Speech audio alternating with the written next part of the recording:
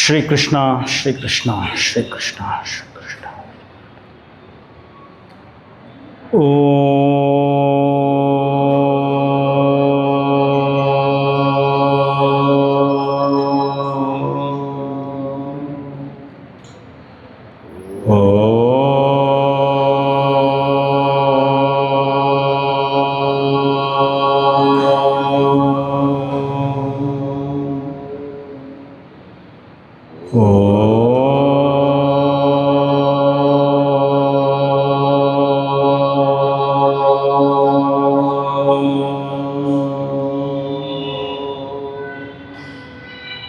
ಯೈರಿಮೇ ಗುರುಬೇ ಪೂರ್ವಂ ಪದವಾಕ್ಯ ಪ್ರಮಾಣತಃ ವ್ಯಾಖ್ಯಾತ ಸರ್ವವೇದಾಂತಃ ತಾನಿತ್ಯಂ ಪ್ರಣತೋಸ್ಮ್ಯಹಂ ಚಿನ್ಮಯಂ ವ್ಯಾಪಿ ಯತ್ ಸರ್ವಂ ತ್ರೈಲೋಕ್ಯಂ ಸಚರಾಚರಂ ತತ್ಪದಂ ದರ್ಶಿತಂ ಯೇನ ತಸ್ಮೈ ಶ್ರೀ ಗುರವೇ ನಮಃ. ಸಮಸ್ತಜನಕಲ್ಯಾಣೇ ನಿರತಂ ಕರುಣಾಮಯಂ ನಮಾಮಿ ಚಿನ್ಮಯಂ ದೇವಂ ಸದ್ಗುರುಂ ಬ್ರಹ್ಮವೇದ್ವರಂ. ಧ್ಯಾನಮೂಲಂ ಗುರೋರ್ಮೂರ್ತಿಃ ಪೂಜಾಮೂಲಂ ಗುರೋಃ ಪದಂ ಮಂತ್ರಮೂಲಂ ಗುರೋರ್ವಾಕ್ಯಂ ಮೋಕ್ಷಮೂಲಂ ಗುರೋಃ ಕೃಪಾ. ಮೋಕ್ಷಮೂಲಂ ಗುರೋಃ ಕೃಪಾ. ಭಗವದ್ಗೀತೆಯ 6ನೇ ಅಧ್ಯಾಯದ ಕೊನೆಯ ಭಾಗದ ಚಿಂತನೆಯನ್ನು ನಾವು ಮಾಡ್ತಾ ಇದ್ದೀವಿ. ಚಿನ್ಮಯ ಮಿಷನ್ನಲ್ಲಿ ನಾವು ಉಪನಿಷತ್ ಗಂಗಾ ಅಂತ ಒಂದು 52 ಎಪಿಸೋಡುಗಳ ಒಂದು ಟಿ ವಿ ಸೀರಿಯಲನ್ನು ಪ್ರೊಡ್ಯೂಸ್ ಮಾಡಿದ್ವಿ. ದೂರದರ್ಶನದಲ್ಲಿ ಬಂತು. ಅದು ಎಷ್ಟು ಪ್ರಚಲಿತವಾಯಿತು, ಎಷ್ಟು ಜನ ಇಷ್ಟಪಟ್ಟರು ಅಂದರೆ, ಕಳೆದ ಒಂದು 2 ವರ್ಷದ ಹಿಂದೆ ಅದನ್ನು ತೆಲುಗುಗೆ, ತಮಿಳಿಗೆ, ಇಂಗ್ಲೀಷ್ಗೆ, ಮಲಯಾಳಂಗೆ, ಕನ್ನಡಕ್ಕೆ 5 ಭಾಷೆಗಳಿಗೆ ಟ್ರಾನ್ಸ್ಲೇಷನ್ ಮಾಡಾಯಿತು. ಒರಿಜಿನಲ್ ಹಿಂದಿ ಎಲ್ಲ ಭಾಷೆಗಳಲ್ಲೂ ಸಿಕ್ಕುತ್ತೆ, ಯೂಟ್ಯೂಬಲ್ಲಿ ಸಿಕ್ಕುತ್ತೆ. ಚಿನ್ಮಯ ಚಾನಲ್ಗೆ ಹೋದರೆ ಅಲ್ಲಿ ಎಲ್ಲ ಭಾಷೆದು ಸಿಕ್ಕುತ್ತೆ. ಆರಂಭದಲ್ಲಿ ದಾರಾ ಶಿಕೋ ಅವನ 2 ಎಪಿಸೋಡ್ ಬರ್ತದೆ.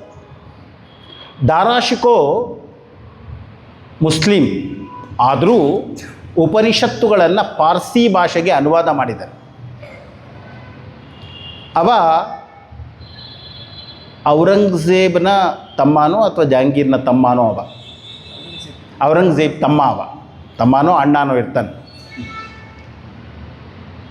ತುಂಬ ಸೊಗಸಾದಂತಹ 2 ಎಪಿಸೋಡ್ ಇದೆ. ಆ 2ನೇ ಎಪಿಸೋಡ್ನಲ್ಲಿ ಆರಂಭದಲ್ಲಿ ದಾರಾ ಶಿಕೋ ಒಬ್ಬ ಪಂಡಿತನನ್ನು ಕೇಳ್ತಾನೆ. ಇಷ್ಟೊಂದು ದಾಳಿ, ಇಷ್ಟೊಂದು ಪರಧರ್ಮಗಳ ಆಕ್ರಮಣದ ಈ ಸನ್ನಿವೇಶದಲ್ಲೂ ಈ ಧರ್ಮ ಹೇಗೆ ಉಳಿಯಿತು ಅಂತ ಪ್ರಶ್ನೆ ಕೇಳ್ತಾನವ. ಎಷ್ಟು ಆಕ್ರಮಣಗಳು! ಬ್ರಿಟಿಷರು ನಮ್ಮನ್ನು ಆಳಿದ್ದು ಬರೀ 200-250 ವರ್ಷ. ಅದಕ್ಕೂ ಮುನ್ನ 700 ವರ್ಷ ಮೊಘಲರು ಆಳ್ತಾರೆ. ಹೇಗೆ ಉಳಿಯಿತು ಅಂತ ಕೇಳ್ತಾನವ. ಅದಕ್ಕೆ ಆ ಪಂಡಿತ ಬಹಳ ಸೊಗಸಾಗಿ ಹೇಳ್ತಾನೆ. ಹಿಂದೂ ಧರ್ಮ ಅನ್ನುವಂಥದ್ದು ಹೇಗಿದೆ ಅಂದರೆ, ತುಂಬ ಕರ್ಮದಲ್ಲಿ ತೊಡಗಿದಾಗ ಯಾರೋ ಒಬ್ಬ ಜ್ಞಾನಿ ಬರ್ತಾನೆ, ಇದನ್ನು ಬಿಟ್ಟು ಜ್ಞಾನಕ್ಕೆ ಬನ್ನಿ ಅಂತಾನೆ. ನಂತರ ಇನ್ನೊಬ್ಬ ಯಾರೋ ಬರ್ತಾನೆ, ಭಕ್ತಿ ಅನ್ನುವಂಥದ್ರಲ್ಲಿ ತೊಡಗಿಸ್ತಾನೆ. ನಂತರ ಇನ್ನೊಬ್ಬ ಬಂದು ಕರ್ಮದಲ್ಲಿ ತೊಡಗಿಸ್ತಾನೆ. ನಂತರ ಇನ್ನೊಬ್ಬ ಬಂದು ಜ್ಞಾನದಲ್ಲಿ ತೊಡಗಿಸ್ತಾನೆ. ಹೀಗಾಗಿ ಲೋಕೋ ಭಿನ್ನ ರುಚಿ, ನಮ್ಮಲ್ಲಿ ಎಲ್ಲವನ್ನ ಅನುಸರಿಸುವಂಥವರಿದ್ದಾರೆ. ಕರ್ಮವನ್ನು ಅನುಸರಿಸುವಂಥವರಿದ್ದಾರೆ, ಜ್ಞಾನವನ್ನು ಅನುಸರಿಸುವಂಥವರಿದ್ದಾರೆ. ಭಕ್ತಿಯನ್ನು ಅನುಸರಿಸುವಂಥವರಿದ್ದಾರೆ. ಚೈತನ್ಯ ಮಹಾಪ್ರಭುವನ್ನು ಅನುಯಾಯಿಗಳು, ಇಸ್ಕಾನ್ ಪೂರ್ತಿ ಅದೇ. ಯೋಗವನ್ನು ಅನುಸರಿಸುವಂಥವರಿದ್ದಾರೆ, ಅಷ್ಟಾಂಗ ಯೋಗವನ್ನು ಅನುಸರಿಸುವಂಥವರಿದ್ದಾರೆ. ಹೀಗಾಗಿ ಒಂದಲ್ಲ ಒಬ್ಬ ಗುರು ಬರ್ತಾನೆ, ಜನರನ್ನು ತಿರುಗಿಸ್ತಾನೆ. ಮನುಷ್ಯನಿಗೆ ಯಾವುದಾದ್ರೂ ಒಂದರಲ್ಲಿ ಆಸಕ್ತಿ ಬಂದೇ ಬರ್ತದೆ. ಆ ಆಸಕ್ತಿ ಒಂದರ ಮುಖಾಂತರ ಇನ್ನೊಂದರತ್ತ ಅದು ಕರೆದುಕೊಂಡು ಹೋಗುತ್ತೆ. ನೀವು ಪೂಜೆನೇ ಮಾಡ್ತಾ ಇರಿ, ಒಂದಷ್ಟು ಸಮಯ ಆದಮೇಲೆ ಮನಸ್ಸು ಹೇಳ್ತದೆ ಇಷ್ಟೇನಾ ಬದುಕು. ಆವಾಗ ಮುಂದೆ ಜ್ಞಾನ ಕಾಣಿಸ್ತದೆ. ಆ ಜ್ಞಾನದ ಒಳಗಡೆ ಹೋದಾಗ ಅದಕ್ಕೆ ಲಿಮಿಟೇ, ಸೀಮೆಯೇ ಇಲ್ಲ, ಮುಂದೆ ಹೋಗ್ತಾನೇ ಇರ್ತದೆ. ಹೀಗಾಗಿ ಯೋಗ ಭ್ರಷ್ಟನಾಗುವುದು, ಆತ್ಮಜ್ಞಾನದಿಂದ ನಾನು ಭ್ರಷ್ಟನಾಗುವುದು. ಜ್ಞಾನ ಮಾರ್ಗದಲ್ಲಿ, ಉಪನಿಷತ್ತಿನ ಮಾರ್ಗದಿಂದ ನಾನು ಚ್ಯುತನಾದರೆ, ಕೆಳಗೆ ಬಿದ್ದರೆ, ಪತಿತನಾದರೆ ನಾನು ಮಾಡಿದ ಸಾಧನೆ ಏನಾಗುತ್ತೆ? ಇದು ಅರ್ಜುನನ ಪ್ರಶ್ನೆ. ಕೃಷ್ಣ ಉತ್ತರವನ್ನು ಕೊಡ್ತಾನೆ. ಶ್ರೀ ಭಗವಾನುವಾಚ ಪಾರ್ಥನೈವೇಹ ನಾಮುತ್ರ ವಿನಾಶಸ್ತಸ್ಯ ವಿದ್ಯತೆ ನಹಿ ಕಲ್ಯಾಣಕೃತ್ ಕಶ್ಚಿತ್ ದುರ್ಗತಿಂ ತಾತ ಗಚ್ಚತಿ. ಪೂಜ್ಯ ಡಿ ವಿ ಜಿಯವರು ಯುವಕರಿಗಾಗಿ ಅಂತ ಒಂದು ಪುಸ್ತಕ ಬರೆದರು, ಬಾಳಿಗೊಂದು ನಂಬಿಕೆ ಅಂತ. ಬಾಳಿಗೊಂದು ನಂಬಿಕೆ ಬಹಳ ಸಣ್ಣ ಪುಸ್ತಕ, ಇವಾಗ ಇಂಗ್ಲೀಷ್ಗೂ ಕೂಡ ಅನುವಾದ ಆಗಿದೆ. ಪ್ರೇಕ್ಷಾ ಪ್ರತಿಷ್ಠಾನ ಅಂತ ಗೋಖಲೆ ಸಂಸ್ಥೆಯವರು ಅದನ್ನು ಅನುವಾದ ಮಾಡಿಸಿದ್ದಾರೆ. ಬಹಳ ಸೊಗಸಾದ ಪುಸ್ತಕ, ತೆಗೆದುಕೊಂಡು ಓದಲೇಬೇಕು ಪ್ರತಿಯೊಬ್ಬರು. ಕನ್ನಡದಲ್ಲಿ ಓದಿ, ಆಗಲಿಲ್ಲ ಅಂದರೆ ಇಂಗ್ಲೀಷಲ್ಲಿ ಓದಿ. ಬಾಳಿಗೆ ಒಂದು ನಂಬಿಕೆ ಬೇಕು ಅಂತ. ಆ ಪುಸ್ತಕದಲ್ಲಿ ನಾನು ಮಂಡ್ಯದಲ್ಲಿ ಪ್ರತಿಯೊಂದು ಟಾಪಿಕನ್ನು ತೆಗೆದುಕೊಂಡು ಕ್ಲಾಸ್ ಮಾಡಿದೆ. ಅಷ್ಟು ಸೊಗಸಾಗಿರುವಂತಹ ಟೆಕ್ಸ್ಟ್. ಆ್ಯಕ್ಚುಲಿ ಸ್ಟಡಿ ಗ್ರೂಪಲ್ಲಿ ಅದನ್ನು ಓದಿ ಡಿಸ್ಕಸ್ ಮಾಡ್ಬೋದು, ಅಷ್ಟು ಸೊಗಸಾಗಿರುವಂತಹ ಕೃತಿ ಅದು. ಅಲ್ಲಿ ಒಂದು ಜಾಗದಲ್ಲಿ ಬರ್ತದೆ, ದೇವರು ಏನು ಮಾಡ್ತಾನೆ ಪ್ರಶ್ನೆ. ದೇವರು ಯಾರು, ಅವನ ಇದಾನ, ದೇವ್ರ ಕೆಲಸ ಏನು? ಡಿ ವಿ ಜಿಯವರು ಹೇಳ್ತಾರೆ, ದೇವರಿಗೆ 3 ಕೆಲಸ ಇದೆ ಅಂತ. ಡಿ ವಿ ಜಿ ಹೇಳೋದೇನು, ದೇವರಿಗೆ ತನಗೋಸ್ಕರ ಅವನು 3 ಕೆಲಸ ಇಟ್ಕೊಂಡಿದ್ದಾನಂತೆ. ಅವನು ಎಲ್ಲಿದ್ದಾನೆ ಪ್ರಶ್ನೆ ಅಲ್ಲ, ಅವನು ತನಗೋಸ್ಕರ ಇಟ್ಕೊಂಡಿರೋದು 3 ಕೆಲಸ. ಒಂದು, ಜಗತ್ತಿನ ವ್ಯವಸ್ಥೆಯನ್ನು ಕಾಪಾಡುವುದು ಅವನ ಕೆಲಸ ಅಂತೆ. ದೇವರು ಅಂದರೆ ನೀವು ಪ್ರಕೃತಿ ಅಂತ ತೆಗೆದುಕೊಳ್ಳಿ, ನೀವು ಏನು ಅರ್ಥವನ್ನು ಮಾಡ್ಕೊಳ್ಳಿ, ನಿಮ್ಮ ದೇವರು ಏನು ಮಾಡ್ತಾನೆ? ಒಂದು, ಜಗದ್ವ್ಯವಸ್ಥೆ. ಎರಡನೇದು, ಕರ್ಮಗತಿ, ಅದಕ್ಕೆ ಚ್ಯುತಿ ಬಾರದ ಹಾಗೆ ನೋಡ್ಕೊಳ್ತಾನೆ, ಕರ್ಮದ ಗತಿ. ಮೂರನೇದು, ಭಕ್ತ ಪರಿಪಾಲನೆ. ಇವಾಗ 3 ಸ್ವಲ್ಪ ವಿಚಾರ ಮಾಡುವ. ಜಗದ್ವ್ಯವಸ್ಥೆ ಅಂದರೆ ಏನು ಜಗದ್ವ್ಯವಸ್ಥೆ? ಈ ಜಗತ್ತಿನಲ್ಲಿ ಸಹಜವಾಗಿ ಏನೆಲ್ಲ ನಡೀತಾ ಇದೆ ಅದರ ಬಗ್ಗೆ ಅವನು ಅದು ಹಾಗೇ ನಡೆಯುವಂತೆ ಮಾಡ್ತಾನೆ. ಏನು ಜಗತ್ತು ಯಾವ ರೀತಿ ನಡೀತಾ ಇದೆ? ಭೂಮಿ ಅನ್ನುವಂಥದ್ದು ಹೇಗಿದೆ ಅಂದರೆ, ನಾರ್ತ್ ಪೋಲ್ಗೆ ಹತ್ತಿರ ಹೋದರೆ ಸೋಲಾರ್ ನೈಟ್, ಸೋಲಾರ್ ಡೇ ಅಂತ ಬರ್ತದೆ. ಪೋಲಾರ್ ನೈಟ್ಸ್, ಪೋಲಾರ್ ಡೇಸ್ ಅಂತ. ಒಂದು 4 ತಿಂಗಳು ಕತ್ತಲೇ ಆಗಲ್ಲ. ಒಮ್ಮೆ ಕತ್ತಲಾದರೆ ಬೆಳಕೇ ಇರಲ್ಲ. ಅದೇ ರೀತಿಯೇ ಸೌತ್ ಪೋಲಲ್ಲೂ ಕೂಡ. ಯಾಕೆ? ಭೂಮಿ ಅನ್ನುವಂಥದ್ದು 22 ಡಿಗ್ರಿ ಬೆಂಡ್ ಆಗಿರುವುದರಿಂದ ನಾವು ನೋಡ್ಬೋದು, ಅಲ್ಲಿ ಪೋಲ್ ಸ್ಟಾರ್, ಧ್ರುವ ನಕ್ಷತ್ರ ತಲೆ ಮೇಲೆ ಕಾಣಿಸ್ತಾನೆ. ಛಾಂದೋಗ್ಯಾದಿ ಉಪನಿಷತ್ತುಗಳಲ್ಲಿ ಓದಿದರೆ ನಿಮಗೆ ಆಶ್ಚರ್ಯ ಆಗ್ಬೋದು. ಕೆಲವು ಉಪಾಸನೆಗಳು ಬರ್ತದೆ. ಈ ಉಪಾಸನೆಯನ್ನು ಮಾಡಿದರೆ ಅವನಿಗೇನು ಫಲ ಅಂದರೆ ಸೂರ್ಯ ಮುಳುಗದ ದೇಶದಲ್ಲಿ ಅವನಿಗೆ ಜನ್ಮ ಸಿಗ್ತದೆ. I don't know how they have return. ಇದೆ, ಸೂರ್ಯ ಮುಳುಗದ ದೇಶ ಇದೆ. ಸೂರ್ಯನಿಲ್ಲದ ಕತ್ತಲೆಯ ಜಾಗದಲ್ಲಿ ಅವನಿಗೆ ಜನ್ಮ ಸಿಗ್ತದೆ. ಹೀಗೆಲ್ಲ ಹೇಳ್ತಾರೆ. ನಾವು ಪೂರ್ವದಲ್ಲಿ ಸೂರ್ಯ ಹುಟ್ಟುತ್ತಾನೆ, ಪಶ್ಚಿಮದಲ್ಲಿ ಮುಳುಗ್ತಾನೆ. ಪೂರ್ವ ಪಶ್ಚಿಮ ಉತ್ತರ ದಕ್ಷಿಣ ಅನ್ನುವಂಥದ್ದೇ ಸುಳ್ಳು, ಅದಿಲ್ಲವೇ ಇಲ್ಲ. ನೀವು ನಾರ್ತ್ ಪೋಲ್ಗೆ ಹೋದರೆ ಹೊರೈಸನಲ್ಲಿ ದಿಗಂತದಲ್ಲಿ ಅವನು ರೌಂಡ್ ಆಗ್ತಾನೆ ಸೂರ್ಯ, ನೆತ್ತಿ ಮೇಲೆ ಸೂರ್ಯನೇ ಬರಲ್ಲ. ಜಗದ್ ವ್ಯವಸ್ಥೆ ಅನ್ನುವಂಥದ್ದನ್ನು ಆ ರೀತಿ ಕಾಪಾಡ್ತಾನೆ. ಅದು ಏರುಪೇರು ಆಗಲ್ಲ. ಸೂರ್ಯೋದಯ ಸೂರ್ಯಾಸ್ತ, ಚಂದ್ರೋದಯ ಚಂದ್ರಾಸ್ತ, ಗ್ರಹಗಳು ತಿರುಗುತ್ತಾ ಇರಬೇಕು. ಪ್ರತಿಯೊಂದಕ್ಕೂ ಅದರದೇ ಆದಂತಹ ಸ್ಪೀಡ್ ಇದೆ. ಒಂದು ಸೂರ್ಯ ಹುಟ್ಟಿ ಮುಳುಗಿ ನೆಕ್ಸ್ಟ್ ಡೇ ಬರೋ ಅಷ್ಟೊತ್ತಿಗೆ ನಮಗೆ ಒಂದು ದಿನ ಅಂತ ಲೆಕ್ಕ. ISS ಅಂತ ಇದೆ, ಇಂಟರ್ನ್ಯಾಷನಲ್ ಸ್ಪೇಸ್ ಸ್ಟೇಷನ್ ಅಂತ. ಭೂಮಿಯಿಂದ ಸುಮಾರು 400 ಕಿಲೋಮೀಟರ್ ದೂರದಲ್ಲಿ ಸುತ್ತುತ್ತಾ ಇದೆ. ದಿನಕ್ಕೆ 16 ಬಾರಿ ಭೂಮಿಯನ್ನು ಸುತ್ತಾಕುತ್ತೆ. They see 16 sunrise 16 sunsets. ಜಗತ್ ವ್ಯವಸ್ಥೆ ಅನ್ನುವಂಥದ್ದೇನಿದೆ, ಭೂಮಿ ತಿರುಗುವುದಕ್ಕಿಂತ ಸ್ಪೀಡಾಗಿ ಅವರು ತಿರುಗ್ತಾರಷ್ಟೇ. ಹೀಗಾಗಿ ವ್ಯವಸ್ಥೆ ಏನಿದೆ, ಬಾಲ್ಯ, ಯೌವನ, ವೃದ್ಧಾಪ್ಯ, ಮುಪ್ಪು, ಸಾವು, ಅಸ್ಥಿ ಜಾಯತೆ ವರ್ಧತೆ ವಿಪರಿಣಮತೆ ಅಪಕ್ಷೀಯತೆ ವಿನಶ್ಯತಿ ಷಡ್ವಿಕಾರ ಸ್ಥೂಲ ಶರೀರ, ಇದು ಜಗದ್ವ್ಯವಸ್ಥೆ. ಇದನ್ನು ಹಾಳಾಗದ ಹಾಗೆ ನೋಡ್ಕೊಳ್ತಾರೆ. ಕರ್ಮಗತಿ, ನಾನು ಮಾಡಿದ ಕರ್ಮ ಅದರ ಫಲ ನನಗೆ ಸಿಕ್ಕೇ ಸಿಗ್ತದೆ. ಕರ್ಮಗತಿ ಎನ್ನುವಂಥದ್ದು ದೇವರ ಕೆಲಸ. ಇವಾಗ ಒಂದು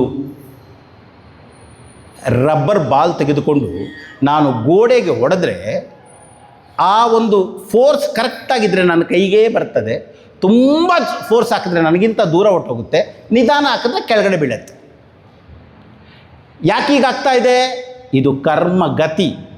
ನಾನು ಏನು ಹಾಕ್ತೀನೋ ಅದು ನನಗೆ ವಾಪಸ್ ಬರ್ತದೆ. ಇದು ಕರ್ಮದ ಗತಿ. ಕರ್ಮ ಅದಕ್ಕೆ ಅದರದೇ ಆದಂತಹ ಗತಿ ಅನ್ನೋದಕ್ಕೆ ಡೆಸ್ಟಿನೇಷನ್ ಅಂತಲೂ ಇದೆ. ಅದಕ್ಕೆ ಅದರದೇ ಆದಂತಹ ಡೆಸ್ಟಿನೇಷನ್ ಇದೆ. ಇದು ಕೂಡ ಪ್ರಕೃತಿ ಅಥವಾ ದೇವರ ಕೆಲಸ. ಮೂರನೆಯದು ಭಕ್ತ ಪರಿಪಾಲನೆ. ಡಿ ವಿ ಜಿಯವರು ಕ್ಲಿಯರ್ ಆಗಿ ಬರ್ತಾರೆ. ದೇವರು ಭಕ್ತರನ್ನು ಯಾವಾಗ ಕಾಪಾಡ್ತಾನೆಂದರೆ ಮೊದಲ 2 ನಿಯಮಕ್ಕೆ ವಿರುದ್ಧವಾಗಿಲ್ಲದಿದ್ದರೆ ಅವ ಕಾಪಾಡ್ತಾನೆ. ಜಗದ್ವ್ಯವಸ್ಥೆಗೆ ವಿರುದ್ಧವಾಗಿ ಹೋಗಬಾರ್ದು, ಕರ್ಮಗತಿಗೆ ವಿರುದ್ಧವಾಗಿ ಹೋಗಬಾರ್ದು. ಹಾಗಿದ್ದರೆ ಮಾತ್ರ ಅವನು ಕಾಪಾಡ್ತಾನೆ, ಅವನು ರಕ್ಷಿಸ್ತಾನೆ. ವಿಚಾರ ಮಾಡಿ. ಇವಾಗ ನಹಿ ಕಲ್ಯಾಣ ಕೃತ್ ಕಶ್ಚಿತ್ ದುರ್ಗತಿಂ ತಾತ ಗಚ್ಚತಿ. ನೀನು ಮಾಡಿದ ಕಲ್ಯಾಣ ಅಂದರೆ ಒಳ್ಳೆಯ, ಈ ಒಳ್ಳೆಯ ಕೆಲಸಗಳು ಅನ್ನುವಂಥದ್ದು ಎಂದಿಗೂ ವ್ಯರ್ಥವಾಗುವುದಿಲ್ಲ. ಯಾಕೆ? ಅದು ಜಗದ್ವ್ಯವಸ್ಥೆ ಕರ್ಮಗತಿಯಲ್ಲಿ ಬರ್ತದೆ. ಕರ್ಮಗತಿಯಲ್ಲಿ ಬರ್ತದೆ. ಹೇಗೆ ನಾನು ಅರ್ಥ ಮಾಡಿಕೊಳ್ಬೇಕು? ನಿಮ್ಮ ಬದುಕೆ. ಕೆಲವು ವಿಷಯಗಳನ್ನು ಒಮ್ಮೆ ನೀವು ಕೇಳಿದರೆ ಎಲ್ಲ ನೆನಪಿರ್ತದೆ. ಕೆಲವೊಮ್ಮೆ 10,000 ಸತಿ ಕೇಳಿದ್ರು ಕೂಡ ನಿಮಗೆ ನೆನಪೇ ಉಳಿಯಲ್ಲ. ಕಾರಣ ಏನು? ನಿಮಗೆ ಅದರಲ್ಲಿ ಆಸಕ್ತಿ ಇದೆ, ಆದ್ದರಿಂದ ನಿಮಗೆ ಇಷ್ಟ ನೆನಪಿರ್ತದೆ. ಆಸಕ್ತಿ ಇಲ್ಲದು ಎಷ್ಟು ಬಾರಿ ಹೇಳಿದ್ರು ಕೂಡ ನೆನಪಿರಲ್ಲ. ಹೀಗಾಗಿ ನಿನ್ನೆ ನಾನು ಹೇಳ್ತಾ ಇದ್ದೆ, ಕೃಷ್ಣ ಅಂದರೆ ಕಾನ್ಷಿಯಸ್ನೆಸ್, ಚೈತನ್ಯ ತತ್ವ ಅಂತ ನೀವು ತಿಳಿದ್ರೆ,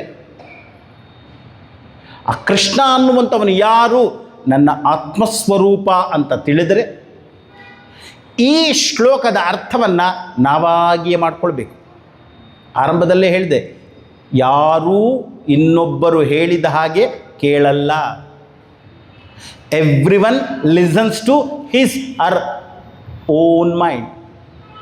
ಅವನ ಅಥವಾ ಅವಳ ಮನಸ್ಸು ಹೇಳಿದಾಗೆ ಕೇಳುವುದು. ಹೀಗಾದ್ದರಿಂದ ವೇದಾಂತ ಹೇಳ್ತದೆ, purify your mind. So it will suggest you good thoughts. ಆ ಮನಸ್ಸು ಒಳ್ಳೆಯ ಆಲೋಚನೆಗಳನ್ನು ನನಗೆ ಹೇಳಬೇಕಾದ್ರೆ ನನ್ನ ಮನಸ್ಸನ್ನು ಶುದ್ಧ ಮಾಡಿಕೊಳ್ಳುವುದು ಆದ್ಯ ಕರ್ತವ್ಯ. ಹೀಗಾಗಿ ಹೇ ಅರ್ಜುನ, ಹೇ ಪಾರ್ಥ, ಇಲ್ಲಿ ಅಥವಾ ಇನ್ನೊಂದೆಡೆ, ಈ ಲೋಕ ಅನ್ಕೋ ಪರಲೋಕ ಅನ್ಕೋ. ಯಾಕೆಂದರೆ ನಮ್ಮಲ್ಲಿ ಈ ಸಾವು ಅನ್ನುವಂಥದ್ದು ಎಷ್ಟು ವಿಚಾರ ಮಾಡಿದ್ದಾರೆ ಅಂದರೆ, ಡಿ ವಿ ಜಿಯವರು ಕಗ್ಗದಲ್ಲಿ ಹೇಳ್ತಾರೆ. ಏನು ಹೇಳ್ತಾರೆ? ಮರಣದಿಂ ಮುಂದೇನು ಭೂತವೋ ಪ್ರೇತವೋ ಪಿಶಾಚವೋ ಪುನರ್ಜನ್ಮವೋ ಅದೇನೋ, ತಿರುಗಿ ಬಂದವರಿಲ್ಲ ವರದಿ ತಂದವರಿಲ್ಲ, ಧರೆಯ ಬಾಳ್ ಅದರಿದೇನ್ ಮಂಕುತಿಮ್ಮ. ಮರಣದಿಂ ಮುಂದೇನು, ಸತ್ತ ಮೇಲೆ ಏನಾಗುತ್ತೆ ಗೊತ್ತಿಲ್ಲ ನನಗೆ. ಭೂತವೋ ಪಿಶಾಚವೋ ಪುನರ್ಜನ್ಮವೋ ಅದೇನೋ. ಯಾಕೆ ಸ್ವಾಮಿ ಹೀಗೆ ಹೇಳ್ತೀರಾ? ತಿರುಗಿ ಬಂದವರಿಲ್ಲ ವರದಿ ತಂದವರಿಲ್ಲ. ಸತ್ತವರು ಯಾರೂ ವಾಪಸ್ ಬಂದು ಹೀಗಿತ್ತು ಹಾಗಿತ್ತು ಅಂತ ಯಾರೂ ಹೇಳಲಿಲ್ಲ. ನೀವು ಒಂದು ಪುಸ್ತಕ ಬರೀರಿ, ವಾಟ್ ಈಸ್ ಆಫ್ಟರ್ ಡೆತ್, ಅದು ಹಾಟ್ ಕೇಕ್ ಆಗಿ ಸೇಲ್ ಆಗುತ್ತೆ. ನಿಮಗೂ ಗೊತ್ತಿಲ್ಲ, ಕಲ್ಪನೆಯಲ್ಲೇ ಬರೆಯುವುದು. ಡಿ ವಿ ಜಿಯವರು ಜೀವಗೀತೆ ಅಂತ ಒಂದು ಇಂಗ್ಲೀಷ್ ಪೊಯಮನ್ನು ಕನ್ನಡಕ್ಕೆ ಅನುವಾದ ಬರೆದಿದ್ದಾರೆ. ಜೆ ಜಿ ವಿಟ್ಟಿಯರ್ ಅನ್ನುವಂಥವ ಅಮೇರಿಕಾದ ಒಬ್ಬ ಕವಿ ಅದನ್ನು ಕನ್ನಡಕ್ಕೆ ಜೀವಗೀತೆ ಅಂತ. ಅಲ್ಲಿ ಮೃತ್ಯುವಿನ ಬಗ್ಗೆ ತುಂಬ ಡಿಸ್ಕಷನ್ ಮಾಡ್ತಾರೆ. ಪಿಂತಾದುದು ಮುಂದೆ ಬರ್ಪುದುಂ ಚಿಂತಿಪುದು ಮರುಳತನವೆಂಬುದನ್ನು ಮರೆಯಬೇಡೆಯೇ. ಹಿಂದೆ ಆಗಿದ್ದು ಮುಂದೆ ಬರುವುದರ ಬಗ್ಗೆ ಚಿಂತನೆ ಮಾಡುವುದು ಮರುಳತನ, ಇದನ್ನು ಮರಿಬೇಡ. ಇಹದೊಳುಂ ಪರದೊಳುಂ ಪರಮೇಶ್ವನೋರ್ವನೇ ತನ್ನ ಸಂತಾನದೊಡನಿರ್ಪನಯ್ಯ. ದೇವರು ನಮ್ಮನ್ನೆಲ್ಲ ಸೃಷ್ಟಿ ಮಾಡಿದ್ದಾನೆ ಅಂತ ನೀನು ಒಪ್ಪಿದ್ರೆ, ದೇವರು ಆ ಲೋಕ, ಅವನಿಗೆ 2 ಫ್ಯಾಮಿಲಿ ಇದೆ. ಆ ಲೋಕದಲ್ಲೊಂದು ಫ್ಯಾಮಿಲಿ ಇದೆ, ಈ ಲೋಕದಲ್ಲೊಂದು ಫ್ಯಾಮಿಲಿ ಇದೆ. ಯಾಕೆ? 2 ಒಂದೇ. ಇಲ್ಲಿಂದ ನೀನು ಸತ್ರ ಎಲ್ಲಿಗೆ ಹೋಗ್ತೀಯಾ? ಇನ್ನೊಂದು ಲೋಕಕ್ಕೆ ಹೋಗ್ತೀಯ ಅಷ್ಟೇ. ಯಾಕೆ? 2 ಫ್ಯಾಮಿಲಿ ಇದೆ ಅವನಿಗೆ. ಇಹದೊಳುಂ ಪರದೊಳುಂ ಪರಮೇಶ್ವನೋರ್ವನೇ ತನ್ನ ಸಂತಾನದೊಡ ನಿರ್ಪನಯ್ಯ. 2 ಫ್ಯಾಮಿಲಿ, ಈ ಫ್ಯಾಮಿಲಿಯಿಂದ ಅಲ್ಲಿಗೆ ಹೋಗ್ತೀಯ ಅಷ್ಟೆ. ಸತ್ತ ಮೇಲೆ ಏನು? ಯಾರೋ ಒಬ್ಬ ಝೆನ್ ಮಾಸ್ಟರ್ನ ಕೇಳ್ತಾನೆ, is their life after death ಅಂತ. ಅದಕ್ಕೆ ಝೆನ್ ಮಾಸ್ಟರ್ ಕೇಳ್ತಾನೆ, is their life before death ಅಂತ. ಯೋಚನೆ ಮಾಡು, ನೀನು ವಿಚಾರ ಮಾಡು. ಆಗ ನೀನು ಏನೇ ಮಾಡು, ಒಳಿತು ಅನ್ನುವಂಥದ್ದು ಎಂದಿಗೂ ನಷ್ಟವಾಗುವುದಿಲ್ಲ. ನಹಿ ಕಲ್ಯಾಣ ಕೃತ್ ಕಶ್ಚಿತ್ ದುರ್ಗತಿಂ ತಾತ ಗಚ್ಚತಿ. ಸೊ ಈಗ ಕೃಷ್ಣ ಮುಂದಿನ ಒಂದು 4-5 ಶ್ಲೋಕಗಳು ಅನ್ನುವಂಥದ್ರಲ್ಲಿ ಅವ ಏನು ಹೇಳ್ತಾನೆ ನಮಗೆ ನಾನು ಈ ಒಂದು ಮತವನ್ನು ನಂಬುತ್ತೇನೆ. ಏನು ಮತವನ್ನು? ಸತ್ತ ವ್ಯಕ್ತಿ ಯೋಗಭ್ರಷ್ಟನಾದಂಥವನು. ಅಂದರೆ ಏನು? ಗೀತಾಜ್ಞಾನ ಯಜ್ಞವನ್ನು 6 ದಿನ 7 ದಿನ ಅಟೆಂಡ್ ಮಾಡಿ ಲಾಸ್ಟ್ ಅಟೆಂಡ್ ಮಾಡಲಿಲ್ಲ ಅಂದರೆ ಏನಾಗತ್ತೆ? ಸ್ವಾಮೀಜಿ ಯೂಟ್ಯೂಬಲ್ಲಿ ಇರ್ತದೆ, ನೋಡ್ಕೊಳ್ತೀವಿ ಅಷ್ಟೇ. ಅಲ್ಲ, ನೀನೇ ಶಿವನ ಪಾದ ಸೇರಿದ್ರೆ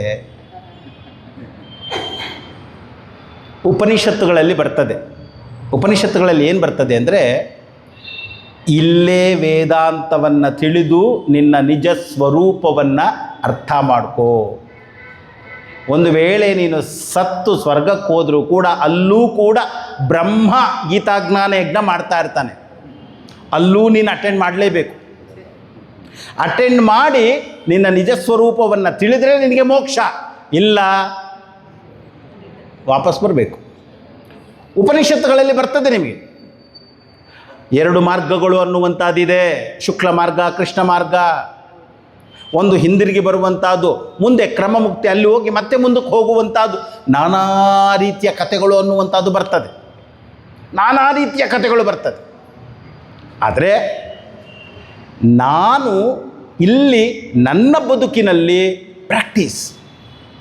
ಯಾವುದನ್ನು ಕಲ್ತಿರ್ತೀನೋ ನನಗೆ ಅದು ಸ್ಪಷ್ಟವಾಗಿ ಗೊತ್ತಾಗುತ್ತೆ. 2 ಎಕ್ಸಾಂಪಲ್ ಕೊಟ್ಟಿದ್ದೆ. ಸ್ವಿಮ್ಮಿಂಗ್ ಇರ್ಬೋದು, ಸೈಕ್ಲಿಂಗ್ ಇರ್ಬೋದು. ಅಥವಾ ಬಾಲ್ಯದಲ್ಲಿ ಯಾವುದೋ ಒಂದು ವಿಷಯವನ್ನು ನಾನು ಕಲ್ತಿದ್ದೆ, ಮಧ್ಯದಲ್ಲಿ ಕಲೀಲಿಕ್ಕೆ ಆಗಲಿಲ್ಲ, ಮುಂದೆ ಹೋಗಿ ಅದು ಕಂಟಿನ್ಯೂ ಮಾಡ್ಬೋದು. ಯಾಕೆ? ಬೇಸಿಕ್ಸ್ ಅನ್ನುವಂಥದ್ದು ನನಗೆ ಗೊತ್ತಿದೆ. ಹೀಗಾಗಿ ಕೃಷ್ಣ ಒಂದು ವೇಳೆ ಸತ್ತು ಹೋದರೆ ಏನಾಗುತ್ತೆ? ನೀವು ನಂಬಬಹುದು, ಬಿಡಬಹುದು. ಇದು ಕೃಷ್ಣನ ಉತ್ತರ. ನೀವೇ ಹೊಸತನ್ನು ಕಂಡುಕೊಳ್ಳಿ. ಶಾಸ್ತ್ರ ಯಾವತ್ತೂ ಅದಕ್ಕೆ ವಿರುದ್ಧ ಹೇಳಲ್ಲ. ಭಗವದ್ಗೀತೆ 13ನೇ ಅಧ್ಯಾಯದಲ್ಲಿ ಒಂದು ಶ್ಲೋಕ ಬರ್ತದೆ. ಋಷಿಭಿರ್ಬಹುಧಾ ಗೀತಂ ಛಂದೋಭಿರ್ವಿವಿಧೈಃ ಪೃಥಕ್ ಬ್ರಹ್ಮಸೂತ್ರ ಪದಶ್ಚೈವ ಹೇತುಮದ್ಭಿರ್ವಿಶಿಷ್ಯತೆ ಹೇತುಬದ್ಧಿರ್ವಿನಿಶ್ಚಿತೈಃ. ಈ ಒಂದು ಶ್ಲೋಕ ಬರ್ತದೆ. ಒಮ್ಮೆ ನಾನು I think last time Swamiji ಹತ್ತಕ್ಕೆ ಹೋದಾಗ ತೇಜೋಮಂಜಿ, Aditya tell me what is the meaning of this. ಅವರು he'll make you to think. ನಾನು ಹೇಳಿದೆ, Swamiji it is very clear. Self knowledge ಅನ್ನುವಂಥದ್ದು ನಮಗೆ ಋಷಿಗಳು ಹೇಳಿದ್ದಾರೆ, ತರ್ಕಶಾಸ್ತ್ರದಿಂದ ನನಗೆ ಗೊತ್ತಾಗುತ್ತೆ, ಉಪನಿಷತ್ತುಗಳಲ್ಲೂ ಗೊತ್ತಾಗಿದ್ದಿದೆ, ತಿಳಿದಿರುವಂಥವರು ಇದನ್ನು ಹೇಳಿದ್ದಾರೆ. ಅದಕ್ಕೆ ಸ್ವಾಮೀಜಿ ಹೇಳಿದ್ರು, ಅದು ಪುಸ್ತಕದಲ್ಲಿರೋ ಮೀನಿಂಗ್, ಗುರುದೇವ್ ಬರೆದಿರೋ ಮೀನಿಂಗ್. ನಿನಗೇನು ಅನ್ನಿಸ್ತದೆ ಹೇಳು. ಸೊ ನಾವು ಏನೇನೋ ಎಲ್ಲ ಹೇಳ್ತಾ ಇದ್ವಿ. ಕೊನೆಗೆ ಅವರು ಹೇಳಿದ್ರು, ನೋಡು, ಋಷಿಭಿಹಿ ಅಂದರೆ ಋಷಿಗಳು ತಮ್ಮ ಅನುಭವದಿಂದ ಈ ಆತ್ಮತತ್ವದ ಬಗ್ಗೆ ಹೇಳಿದ್ದಾರೆ. ಬಹುದಾ ಅನುಭವ ಪ್ರಮಾಣದ ಮುಖಾಂತರ ಅವರು ಹೇಳಿದ್ದಾರೆ. ನೀನು ಈ ತತ್ವವನ್ನು ತಿಳಿದರೆ ನೀನು ಮುಕ್ತಿಯನ್ನು ಇಲ್ಲೇ, ಜೀವನ್ ಮುಕ್ತಿಯನ್ನು ಇಲ್ಲೇ ಅನುಭವಿಸ್ತೀಯ. ಈ ತತ್ವವನ್ನು ಅರಿಬೇಕು. ಸದೇವ ಸೌಮ್ಯ ಇದಮಗ್ರ ಆಸೀತ್ ಏಕಮೇವಾದ್ವಿತೀಯಂ. ಛಾಂದೋಗ್ಯ ಉಪನಿಷತ್ತಲ್ಲಿ ತಂದೆ ಉದ್ದಾಲಕ ಮಗನಾದಂತಹ ಶ್ವೇತಕೇತುವಿಗೆ ಹೇಳುತ್ತಾನೆ, ಸತ್ ಅನ್ನುವಂಥದ್ದು, ಆತ್ಮ ಅನ್ನುವಂಥದ್ದು ಹಿಂದೇನೂ ಹೀಗೆ ಇತ್ತು, ಮುಂದೇನೂ ಹೀಗೆ ಇರ್ತದೆ. ಅದು 1, 2 ಆಗಲೇ ಇಲ್ಲ. ಏಕಮೇವ ಅದ್ವಿತೀಯಂ ಅಂತಾರೆ. ಋಷಿಗಳು ಇದನ್ನು ಜ್ಞಾನಿಗಳು ಅನುಭವದ ಮುಖಾಂತರ ತಿಳಿದರು. ಹೇತುವಿನ ಮುಖಾಂತರ ತರ್ಕವನ್ನು ಕೊಟ್ಟು ಒಂದಷ್ಟು ಜನ ಸರಿ ಇದೇ ಸತ್ಯ ಅಂತ through logic they have proved. ಯಾಕೆಂದರೆ ತರ್ಕ ಅನ್ನುವಂಥದ್ದು ಬಹಳ ಮಹತ್ವದ ಪಾತ್ರವನ್ನು ವಹಿಸ್ತದೆ. ವಿಚಾರ ಮಾಡಬೇಕಾದ್ರೆ ತರ್ಕ ಅನ್ನುವಂಥದ್ದು ಬೇಕು. ವೇದಾಂತವನ್ನು ಕಲಿಬೇಕಾದ್ರೆ ವೇದಾಂಗಗಳನ್ನು ಕಲಿಬೇಕು. ಅಲ್ಲಿ ನ್ಯಾಯ ಅಂದಾಗ ತರ್ಕ ಹಲವಾರು ರೀತಿ ಬರ್ತದೆ ತರ್ಕಗಳಲ್ಲಿ. ಅನ್ವಯ ವ್ಯತಿರೇಕ ಅನ್ನುವಂಥದ್ದು ಒಂದು ತರ್ಕ. ಕಾರಣವನ್ನು ತಿಳಿಯಬೇಕಾದರೆ ಅನ್ವಯ ವ್ಯತಿರೇಕದಲ್ಲಿ ಫಿಟ್ ಆಗಬೇಕು. ವಿಚಾರ ಮಾಡು. ಆ್ಯಕ್ಚುಲಿ ಎಷ್ಟು ಸೊಗಸಾಗಿದೆ. ಸುಖಕ್ಕೆ ಕಾರಣ ಏನು, ನೆಮ್ಮದಿಗೆ ಕಾರಣ ಏನು ಹುಡುಕಬೇಕಾದ್ರೆ ಅದನ್ನು ಅನ್ವಯ ವ್ಯತಿರೇಕದಲ್ಲಿ ಫಿಟ್ ಮಾಡಬೇಕು. ಏನು ಅನ್ವಯ ವ್ಯತಿರೇಕ ಅಂದರೆ?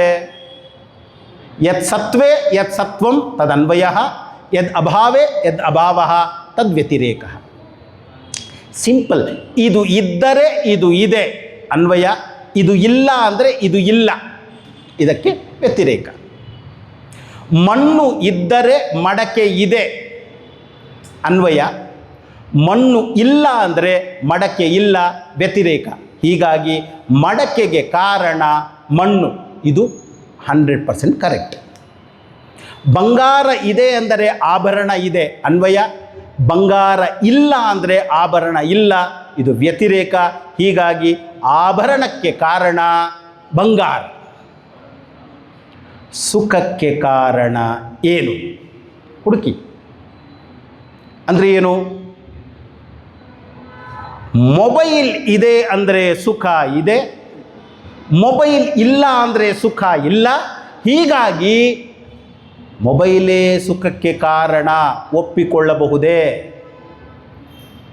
ಹ್ಞೂ ಸ್ವಾಮೀಜಿ. ಅಂದರೆ 30-40 ವರ್ಷದ ಹಿಂದೆ ಮೊಬೈಲ್ ಇರಲೇ ಇರಲಿಲ್ಲ, ಆವಾಗ ಯಾರು ಸುಖವಾಗೇ ಇರಲಿಲ್ವಾ? ಸೊ ಈ ನಿಯಮ, ಈ ಮೊಬೈಲ್ ಅನ್ನುವಂಥದ್ದು ಒಪ್ಪಲಿಕ್ಕಾಗಲ್ಲ. ದುಡ್ಡು ಇದ್ದರೆ ಸುಖ ಇದೆ, ದುಡ್ಡು ಇಲ್ಲ ಅಂದರೆ ಸುಖ ಇಲ್ಲ. ಹೀಗಾಗಿ ದುಡ್ಡೇ ಸುಖಕ್ಕೆ ಕಾರಣ ಅಂತ ಹೇಳೋಣವೇ? ದುಡ್ಡು ಇದ್ದು ಎಷ್ಟು ಜನ ದುಃಖಿಗಳಾಗಿದ್ದಾರೆ. ಸರ್ವೆ ಮಾಡಿದ್ದಾರೆ, ಸೂಸೈಡ್ ಮಾಡಿಕೊಳ್ಳುವಂಥವ್ರು ಹೆಚ್ಚು ದುಡ್ಡಿರುವವರೇ ಅಂತೆ, ದುಡ್ಡಿಲ್ಲದೆ ಇರೋರು ಕಡಿಮೆ. ಯೋಚನೆ ಮಾಡಿ. ಇವಾಗ ಪ್ರತಿಯೊಂದನ್ನು ಇಲ್ಲಿ ಹಾಕಿ ನಾನು ನೋಡಿದರೆ ಹೇತುವಿನ ಮುಖಾಂತರ ಆಗ ನನಗೆ ಸುಖದ, ಶಾಂತಿಯ, ನೆಮ್ಮದಿಯ ಕಾರಣ ನಾನಾಗೆ ಹಾಕಬೇಕು. ಹೆಂಡತಿ ಇದ್ದರೆ ಸುಖ ಇದೆ, ಹೆಂಡತಿ ಇಲ್ಲ ಅಂದರೆ ಸುಖ ಇಲ್ಲ. ಹೆಂಡತಿಯೇ ಸುಖಕ್ಕೆ ಕಾರಣ, ಗಂಡನೇ ಸುಖಕ್ಕೆ ಕಾರಣ ಆಗುತ್ತಾ ಅಂದರೆ ಹೆಂಡತಿ ಇಲ್ಲದೆ ಇರೋರು ಎಷ್ಟು ಜನ ಸುಖವಾಗಿದ್ದಾರೆ.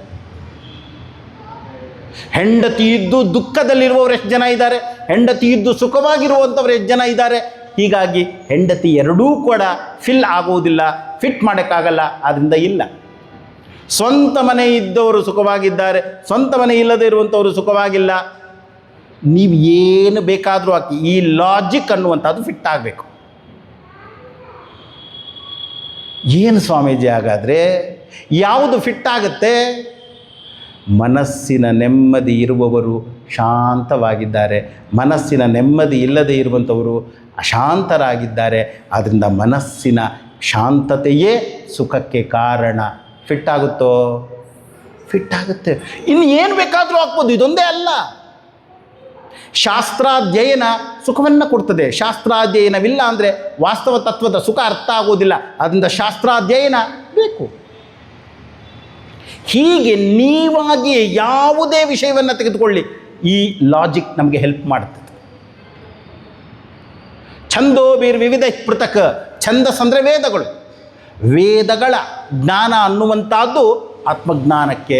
ಇದು ಯಾರು ಹೇಳ್ತಾ ಇರೋದು?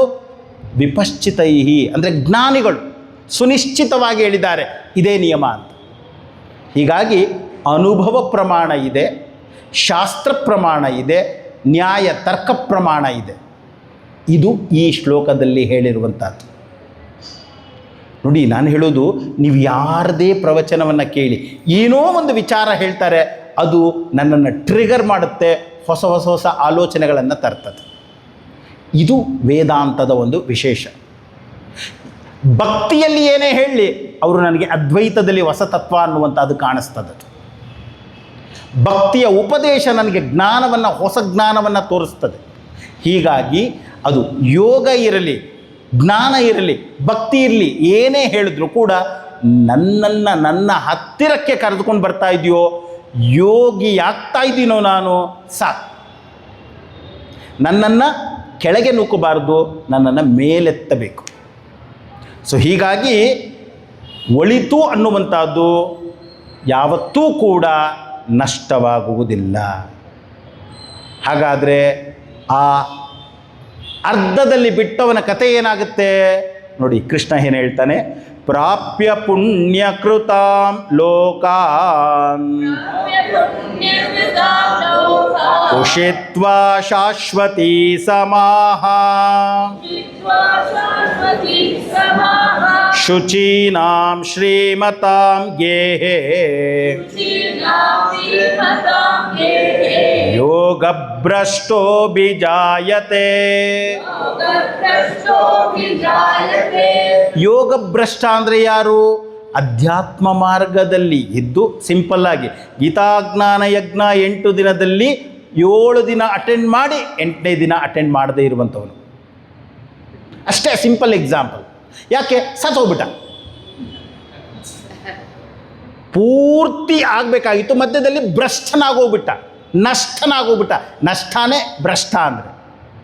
ಯೋಗದಿಂದ ನಷ್ಟನಾದ. ಏನಾಗ್ತಾನವ? ಪ್ರಾಪ್ಯ ಪುಣ್ಯ ಕೃತಾಂ ಲೋಕಾನ್. ಅವನು ಸತ್ತ ಮೇಲೆ ಆ ಯೋಗಭ್ರಷ್ಟ ಅನ್ನುವಂಥವನು ಏನು ಮಾಡ್ತಾನೆ? ಪುಣ್ಯಕೃತಾಂ, ಪುಣ್ಯ ಲೋಕಗಳು ಅನ್ನುವಂಥದ್ರಲ್ಲಿ ಅವನು ಪಡೆದುಕೊಳ್ತಾನೆ. ಅದು ಎಲ್ಲಿದೆ ಅಡ್ರೆಸ್ ಗೊತ್ತಾ? ನನಗಂತೂ ಗೊತ್ತಿಲ್ಲ. ಕೃಷ್ಣ ಹೇಳ್ತಾ ಇದ್ದಾನೆ. ಸ್ವಾಮೀಜಿ ಇದಕ್ಕೆ ಬೇರೆ ಅರ್ಥ ಕೊಡ್ಬೋದು. ಖಂಡಿತ ಕೊಡ್ಬೋದು. ವಿಚಾರ ಮಾಡು. ಸಾಯೋದು ಅಂತ ಬೇಕಾಗಿಲ್ಲ, ಬದುಕಿರುವುದೇ ಉದಾಹರಣೆ ತೆಗೆದುಕೋ. ಸತ್ತ ಮೇಲೆ ಏನಾಗ್ತದಲ್ಲ, ಬದುಕಿದ್ದಾಗಲೇ ಒಂದು ನಾನು ಬಾಲ್ಬಿಹಾರ್ಗೆ ಹೋಗ್ತಾ ಇದ್ದೆ, ಆಮೇಲಿಂದ ಬಿಟ್ಟುಬಿಟ್ಟೆ, ಆಮೇಲಿಂದ ಇವಾಗ ಮದುವೆ ಆಗಿ ನನ್ನ ಮಗ ಬಂದಾಗ ನನಗನ್ನಿಸ್ತು ಇವನ್ನೂ ಬಾಲ್ಬಿಹಾರ್ಗೆ ಸೇರಿಸಿದ್ರೆ ಹೇಗಿರ್ತದೆ. ಯಾಕೆ, ಒಂದಷ್ಟು ಸಮಯ ಅಷ್ಟೇ ನನಗೆ ಅದರ ಆನಂದ ಸಿಕ್ಕಿತ್ತು, ಅದಕ್ಕೋಸ್ಕರ ನಾನು ಹುಡುಕ್ತೇನೆ ಎಲ್ಲಿದೆ ಬಾಲ್ಬಿಹಾರ್, ಮತ್ತೆ ಸೇರಿಸ್ತೇನೆ. ಮಧ್ಯದಲ್ಲಿ ಬಿಟ್ಟೋಗಿತ್ತಲ್ಲ, ಬಿಟ್ಟೋಗಿತ್ತು, ನೋ ಪ್ರಾಬ್ಲಮ್. ಮಧ್ಯದಲ್ಲಿ ಯೋಗ ಭ್ರಷ್ಟನಾಗಿದ್ದೆ, ಆದರೆ ಅದರ ಆನಂದ ನನಗೆ ಸಿಕ್ಕಿತ್ತು, ನನ್ನ ಮಗನಿಗೂ ಕಂಟಿನ್ಯೂ ಮಾಡ್ತೀನಿ. ನಂತರ ನಾನು ಚಿನ್ಮಯ ಮಿಷನ್ ಜೊತೆಯಲ್ಲಿ ಮತ್ತೆ ಸೇರ್ತೇನೆ. ಮಧ್ಯದಲ್ಲಿ ಯೋಗ ಭ್ರಷ್ಟನಾಗಿದ್ದೆ, ಮತ್ತೆ ಸೇರಿಕೊಂಡೆ. ಇವಾಗ ಯೋಚನೆ ಮಾಡಿ, ಪ್ರಾಪ್ಯ ಪುಣ್ಯ ಕೃತಾನ್ ಲೋಕಾನ್, ಅಥವಾ ಸತ್ತ ಮೇಲೆ ನೀವು ಸ್ವರ್ಗಕ್ಕೆ ಹೋಗ್ತೀರಾ ಅಂದ್ಕೊಳ್ಳಿ. ಈ ಸ್ವರ್ಗಗಳು ಅನ್ನುವಂಥದ್ದು, ನೀವು ಮುನಿಶ್ರೀ ತರುಣಸಾಗರ್ ಅಂತ ಒಬ್ಬ ಜೈನ ಸಂತರಿದ್ರು. ಕಹಿ ಮಾತ್ರೆಗಳು, ಕಡವೆ ಪ್ರವಚನ ಅಂತ ಹೇಳ್ಬಿಟ್ಟು ಅವ್ರದ್ದೊಂದು 7-8 ಪುಸ್ತಕಗಳು ಬಂತು. ಎಲ್ಲ ಭಾಷೆಗಳಲ್ಲೂ ಬಂತು, ಇಂಗ್ಲೀಷಲ್ಲಿ ಬಂತು, ಕನ್ನಡ, ಹಿಂದಿ ಎಲ್ಲ ಭಾಷೆಗಳಲ್ಲೂ ಇದೆ. ತುಂಬ ಕಿರ್ಚಿ ಪ್ರವಚನ ಮಾಡೋರು. ಅವರು ಸಣ್ಣ ಸಣ್ಣದಾಗಿ ಬರೀತಾರೆ. ಅವರು ಹೇಳ್ತಾರೆ, ಪ್ರತಿಯೊಬ್ಬರಿಗೂ ಸ್ವರ್ಗ ಸುಖ ಬೇಕು, ಆದರೆ ಯಾರೂ ಸ್ವರ್ಗಸ್ಥನಾಗಲಿಕ್ಕೆ ತಯಾರಿಲ್ಲ. ಸ್ವರ್ಗಸ್ಥರಾದರೆ ತಾನೇ ಸ್ವರ್ಗ ಸುಖ ಬರೋದು. ಸ್ವರ್ಗಸ್ಥರಾಗುವುದು ಅಂದ್ರೇನು, ಸಾಯಬೇಕು. ಸ್ವರ್ಗಸ್ಥನಾಗಲಿಕ್ಕೆ ತಯಾರಿಲ್ಲ, ಆದರೆ ಸ್ವರ್ಗ ಸುಖ ಬೇಕು. ಹೇಗೆ ಸಾಧ್ಯ? ನೀವೇನು ಬೇಕಾದರೂ ಅರ್ಥ ಮಾಡ್ಕೊಳ್ಳಿ. ಮಧ್ಯದಲ್ಲಿ ಬಿಟ್ಟೋಗಿ ನಂತರ ಹಿಂದಿರುಗಿ ಬಂದೆ, ನೋ ಪ್ರಾಬ್ಲಮ್. ಪ್ರಾಪ್ಯ ಪುಣ್ಯ ಕೃತಾನ್ ಲೋಕಾನ್ ಶಾಶ್ವತೀ ಸಮಾಹ, ಶಾಶ್ವತವಾದಂತಹ ಒಂದು ನಿವಾಸದಲ್ಲಿದ್ದು ನಂತರ ವಾಪಸ್ ಬಂದಾಗ ಶುಚೀನಾಂ ಶ್ರೀಮತಾಂ ಗೇಹೇ ಅಭಿಜಾಯತೆ. ಕೃಷ್ಣ ಹೇಳ್ತಾನೆ, ಒಬ್ಬ ಶುಚಿವಂತನ ಕುಟುಂಬದಲ್ಲಿ ಅವನು ಮತ್ತೆ ಜನ್ಮವನ್ನು ಬೆತ್ತುತ್ತಾನೆ. ಅಥವಾ ಬಿಟ್ಟೋಗಿದ್ದೆ, ಇನ್ನೊಬ್ಬ ಯಾರೋ ಚಿನ್ಮಯ ಮಿಷನ್ ಮೆಂಬರ್ ಬಂದು ನಿಮ್ಮನ್ನು ಮತ್ತೆ ಬನ್ನಿ ಅಂತ ಹೇಳ್ಬಿಟ್ಟು ಕರ್ಕೊಂಬರ್ತಾನೆ. ಇಲ್ಲಿ ಭಜನೆ ಮಾಡ್ತಾ ಇದ್ದೆ, ಇನ್ನೊಂದು ಕಡೆ ಎಲ್ಲೋ ಭಜನೆ ಮಾಡಲಿಕ್ಕೆ ಅವಕಾಶ ಸಿಕ್ಕತ್ತೆ, ಮಧ್ಯದಲ್ಲಿ ಬಿಟ್ಟೋಗಿತ್ತು, ನೋ ಪ್ರಾಬ್ಲಮ್. ಮಧ್ಯದಲ್ಲಿ ಯೋಗಭ್ರಷ್ಟನಾಗಿದ್ದೆ, ಕಾಲಾಂತರದಲ್ಲಿ ಇನ್ನೊಬ್ಬರ ಸಹಾಯದಿಂದ ಮತ್ತೆ ಇದೇ ಪಥಕ್ಕೆ ನಾನು ಬಂದೆ. ಯೋಗಿನಾಂ ಶ್ರೀಮತಾಂ ಶುಚೀನಾಂ ಶ್ರೀಮತಾಂ ಗೇಹೆ, ಮನೆಯಲ್ಲಿ ಅಂತ ಹೇಳ್ತೀರಿ, ಸಂಸ್ಕಾರವುಳ್ಳಂತಹವರ ಜೊತೆಯಲ್ಲಿ ಮತ್ತೆ ನನಗೆ ಅವಕಾಶ ಸಿಗ್ತದೆ. ಅಥವಾ ಇನ್ನೊಂದು ಆಪ್ಷನ್ ಕೊಡ್ತಾನೆ. ಏನು ಇನ್ನೊಂದು ಆಪ್ಷನ್? ಅಥವಾ ಯೋಗಿನಾಮೇವ ಕುಲೇ ಭವತಿ ಧೀಮತಾ ಏತದ್ಧಿ ದುರ್ಲಭತರಂ ಲೋಕೆ ಜನ್ಮ ಯದೀದೃಶಂ. ಅಥವಾ ಒಂದು ವೇಳೆ ನಿಮಗೆ ಫ್ರೆಂಡ್ಶಿಪ್ ಇನ್ನೊಬ್ಬ ಸಿಕ್ಕಲಿಲ್ಲ ಅಂದರೆ ಏನಾಗ್ಬೋದು? ಯೋಗಿನಾಮೇವ ಕುಲೇ ಭವತಿ, ಇನ್ನೊಬ್ಬ ಯಾರೋ ತತ್ವವನ್ನು ತಿಳಿದಿರುವಂತಹ ಜ್ಞಾನಿ ಇದಾನಲ್ಲ, ಅವನ ಮನೆಯಲ್ಲೇ ನೀವು ಹುಟ್ಟಬಹುದು. ಅಥವಾ ಅವನೇ ನಿಮ್ಮ ಸ್ನೇಹಿತನಾಗ್ಬೋದು. ಸಿಂಪಲ್, ಅವನ ಮನೆಯಲ್ಲೇ ಹುಟ್ಟಬಹುದು, ಇಲ್ಲ ಅವನೇ ನಿಮಗೆ ಮತ್ತೆ ಸಿಕ್ಕಬಹುದು. ಯಾರವ? ತತ್ವವನ್ನು ತಿಳಿದಿರುವಂಥವನು. ಯೋಚನೆ ಮಾಡಿ, ತತ್ವವನ್ನು ತಿಳಿದಿರುವಂಥವನು ಸ್ನೇಹಿತನ ಮುಖಾಂತರ ತತ್ವವನ್ನು ತಿಳಿದಿರುವನತ್ತಕ್ಕೆ ಹೋಗ್ಬೋದು, ಇಲ್ಲ ಆ ತತ್ವವನ್ನು ತಿಳಿದಿರುವಂಥವನೇ ನಿಮ್ಮ ಸ್ನೇಹಿತನಾಗ್ಬೋದು, ಅವನೇ ನಿಮ್ಮ ನೆಂಟನಾಗ್ಬೋದು, ಅವನೇ ನಿಮ್ಮ ನೈಬರ್ ಆಗ್ಬೋದು. ಆದರೆ ಏತದ್ದೇ ದುರ್ಲಭತರಂ, ಇದು ತುಂಬ ಕಷ್ಟ, ಇಂಥವರು ಸಿಕ್ಕೋದು ತುಂಬ ಕಷ್ಟ. ಈ ರೀತಿಯ ಜೀವನ ಸಿಕ್ಕುವುದು ತುಂಬ ಕಷ್ಟ. ಯಾಕೆಂದರೆ ಎಲ್ಲರೂ ಕೂಡ ಬಾಹ್ಯ ವಿಷಯಗಳತ್ತ ಹೋಗ್ತಾ ಇರಬೇಕಾದ್ರೆ ಯಾರೋ ಕೆಲವರಷ್ಟೇ ಆತ್ಮತತ್ವದತ್ತ. ಹೇಳ್ತಾನಲ್ಲ ಯಮಧರ್ಮರಾಜನ ಚೀಕಿತನಿಗೆ, ಪರಾಂಚಿಕಾನಿ ವ್ಯತೃಣಾ ಸ್ವಯಂಭೂ ತಸ್ಮಾತ್ ಪರಾಂಗ್ ಪಶ್ಯತಿ ನಾಂತರಾತ್ಮನ್ ಕಶ್ಚಿದ್ದೀರ ಪ್ರತ್ಯಗಾತ್ಮಾನಮೈಕ್ಷತ್. ಯಾರೋ ಒಬ್ಬ ತನ್ನ ನಿಜ ಸ್ವರೂಪವನ್ನು ತಿಳಿಯಬೇಕು ಅಂತ ಹೊರಗೆ ಹೋಗದೆ ಒಳಗೆ ಹೋಗುವಂಥ ಅಂಥವನು ಸಿಕ್ಕುವುದು ಬಹಳ ಕಷ್ಟ. ಅಲ್ವಾ? ಯೋಚನೆ ಮಾಡಿ. ನಾನು ಬೆಂಗಳೂರಿನಲ್ಲಿ 1989ಕ್ಕೆ ಬಂದೆ. 1989ಕ್ಕೆ ಓದಲಿಕ್ಕೆ ಅಂತ ಬೆಂಗಳೂರಿಗೆ ಬಂದದ್ದು. ಗುರುದೇವ್ 89ರಿಂದ 93 ತನಕ 4 ವರ್ಷ ಇದ್ದರು. ಬಹುಶಃ ಕನಿಷ್ಠ ಪಕ್ಷ 2 ಸತಿ ಬಂದಿರ್ಬೋದು ಬೆಂಗಳೂರಿಗೆ, 2 ಸತಿ ಬಂದಿರ್ಬೋದು ಅಥವಾ 3 ಸತಿ ಬಂದಿರ್ಬೋದು 89ರಿಂದ. ಆದರೆ ಆಸಕ್ತಿ ಇರಲಿಲ್ಲ. ಆದ್ದರಿಂದ ನನಗೆ ಆ ಕಡೆ ಹೋಗಲಿಕ್ಕೇ ಆಗಲಿಲ್ಲ. ಮತ್ತೆ ಎಲ್ಲೋ ಕೆಲಸಕ್ಕೆ ಸೇರಿದೆ. ಅವ್ರ ಹತ್ರ ದಾಸವಾಣಿ ಕಗ್ಗ ಅಂತ ಒಂದು ಕ್ಯಾಸೆಟ್ ಸಿಕ್ತು. ಅದರಲ್ಲಿ ಸೆಕೆಂಡ್ ಸೈಡ್ ಬರೀ 30 ನಿಮಿಷ ಕಗ್ಗ ಇತ್ತು. ಅದನ್ನು ಎಷ್ಟು ಸತಿ ಕೇಳಿದ್ದೀನಿ ಅಂದರೆ ಸುಮಾರು ಒಂದು 100-200 ಸತಿ, ದಿನಕ್ಕೊಂದು 4 ಸತಿ ಕೇಳ್ತಾ ಇದ್ದೆ. ಸನ್ಮಾನ್ಯ ಡಿ ವಿ ಗುಂಡಪ್ಪನವರು ಬರೆದಿರುವ ಮಂಕುತಿಮ್ಮನ ಕಗ್ಗ, ಕನ್ನಡದ ಭಗವದ್ಗೀತೆ, ಇದರಲ್ಲಿ ಸ್ವಾಮೀಜಿ ಜೊತೆಲಿ ನಾನೇ ಪೂರ್ತಿ ಹೇಳ್ತಾ ಇದ್ದೆ. ಅಷ್ಟು ಕೇಳಿದ್ದೆ. ಯಾಕೆ? ಅರೆ, ನನ್ನ ಬಗ್ಗೆ ಮಾತನಾಡ್ತಾ ಇದ್ದಾರಲ್ಲ ಇವರು, ನನ್ನ ಮನಸ್ಸಿನ ಬಗ್ಗೆ ಮಾತನಾಡ್ತಾ ಇದ್ದಾರಲ್ಲ. ಹಾಗೇ ಬರ್ತಾ ಇರಬೇಕಾದ್ರೆ ಸ್ವಸ್ತಿಕ್ ಬಸ್ ಸ್ಟಾಪಲ್ಲಿ ಒಂದು ಪೋಸ್ಟರ್, ಗೀತಾ ಜ್ಞಾನ ಯಜ್ಞ ಭಗವದ್ಗೀತೆ 18ನೇ ಅಧ್ಯಾಯ, ಶೇಷಾದ್ರಿಪುರಂ ಕಾಲೇಜ್. ಓ, ಅವರೇ ಇರಬೇಕು, ಇವರು ಬ್ರಹ್ಮಾನಂದರು, ಅಲ್ಲೂ ಬ್ರಹ್ಮಾನಂದ ಇತ್ತು. May 13, 1995 ಒಳಗೆ ಹೋದೆ. ದೊರೈ ಹಿಡ್ಕೊಂಡ್ಬಿಟ್ಟಿತ್ತು. ದೊರೈ ಮತ್ತು ಕೌಶಿಕ್, ಓ ಏನು ಇಲ್ಲಿ ಬಂದದ್ದು? ಯಾಕಂದರೆ ಯಜ್ಞಕ್ಕೆ ಬರೋದು ಯಾರು ಎಲ್ಲ ಸ್ವಲ್ಪ 60+ ಇರೋರು. ಇವಾಗ ಹುಡುಗ ಬಂದಲ್ಲ, ಯುವ ಕೇಂದ್ರ ಅಂತಿದೆ, ನೆಕ್ಸ್ಟ್ ಯುವ ಕೇಂದ್ರ, ನೆಕ್ಸ್ಟ್ ಯೂತ್ ಮೀಟ್. ಹಾಗೆ ಒಂದು ವರ್ಷ ಆದಮೇಲಿಂದ 96 February I was in Vedanta course. ಹಾಗೆ ಗೊತ್ತಿಲ್ಲ. ಅದನ್ನೇ ಹೇಳ್ತಾ ಇರೋದು, ಯೋಗಿನಾಮೇವ ಕುಲೆ ಅಂದರೆ ಆ ಯೋಗದಲ್ಲಿ ಇರುವವರ ಸಂಘ ಸಿಕ್ಕಬಹುದು. ಹೇಗೆ ಬರ್ತೀವಿ ನಮಗೆ ಗೊತ್ತಿರಲ್ಲ. ಹೀಗಾಗಿ ಮುಂದೆ ಹೇಳ್ತಾನೆ, ಸೆಳೆಯಲ್ಪಡ್ತಾನೆ ಅಂತ. ಆಟೋಮೆಟಿಕ್ಕಾಗಿ ಆ ಕಡೆಗೆ ಯೋಚನೆ ಮಾಡಿ ಇವಾಗ. ಹೀಗಾಗಿ ಏತದ್ದಿ ದುರ್ಲಭತರಂ, ಹಿಂದಿನ ಜನ್ಮ ಇತ್ತೋ ಮುಂದಿನ ಜನ್ಮ ಇದೆಯೋ ಗೊತ್ತಿಲ್ಲ. ಬಟ್ ಆ ಒಲವು ಇದ್ದರೆ ಆ ಕಡೆಗೆ ಸೆಳೆಯಲ್ಪಡ್ತದೆ. ಲೋಕೆ ಜನ್ಮ ಅಂದ್ರೇನು? ಈ ರೀತಿಯ ಆಸಕ್ತಿ ಅನ್ನುವಂಥದ್ದು ಬಂದುಬಿಡ್ತದೆ. ಎಲ್ರಿಗೂ ಯಾಕೆ ಬರಲ್ಲ ಗೊತ್ತಿಲ್ಲ. ಕೆಲವ್ರಿಗಷ್ಟೇ ಯಾಕೆ ಬರ್ತದೆ ಅದಕ್ಕೂ ಗೊತ್ತಿಲ್ಲ. ಹೀಗಾಗಿ ಕೃಷ್ಣ ಹೇಳುವುದೇನು? ಆ ಒಂದು ಆಸಕ್ತಿ ಅನ್ನುವಂಥದ್ದು ಸೆಳೀತದೆ. ಆದರೆ ಅಂತಹವರ ಸಂಘ ಸಿಕ್ಕುವುದು ಬಹಳ ಕಷ್ಟ. ಏತದ್ದಿ ದುರ್ಲಭತರಂ. ಎಷ್ಟೊಂದು ಜನ ಇದ್ದಾರೆ, ಸಿಕ್ಕಲ್ಲ. ಇನ್ನೂ ಎಷ್ಟೋ ಜನರು ನಾನು ಕತೆ ಕೇಳಿದ್ದೀನಿ. ಯಾರು ನನ್ನನ್ನು ಇಂಟ್ರೊಡ್ಯೂಸ್ ಮಾಡಿದ್ರು ಅವ್ರು ಹೇಳೋದು, ಅವರೇ ಬರ್ತಾ ಇಲ್ಲ ಸ್ವಾಮೀಜಿ, ನಾನು ಇವಾಗ ಸ್ಟಿಕಾನ್ ಆಗೋಗ್ಬಿಟ್ಟಿದ್ದೀನಿ. They have left but I am there. ಯಾಕೆ? ಅವ್ರಿಗಷ್ಟೇ ಇದ್ದದ್ದು, ಬಟ್ ನಾನು ಹೆಚ್ಚಿನ ಲಾಭವನ್ನು ಪಡೆದುಕೊಂಡೆ. ಹೀಗಾಗಿ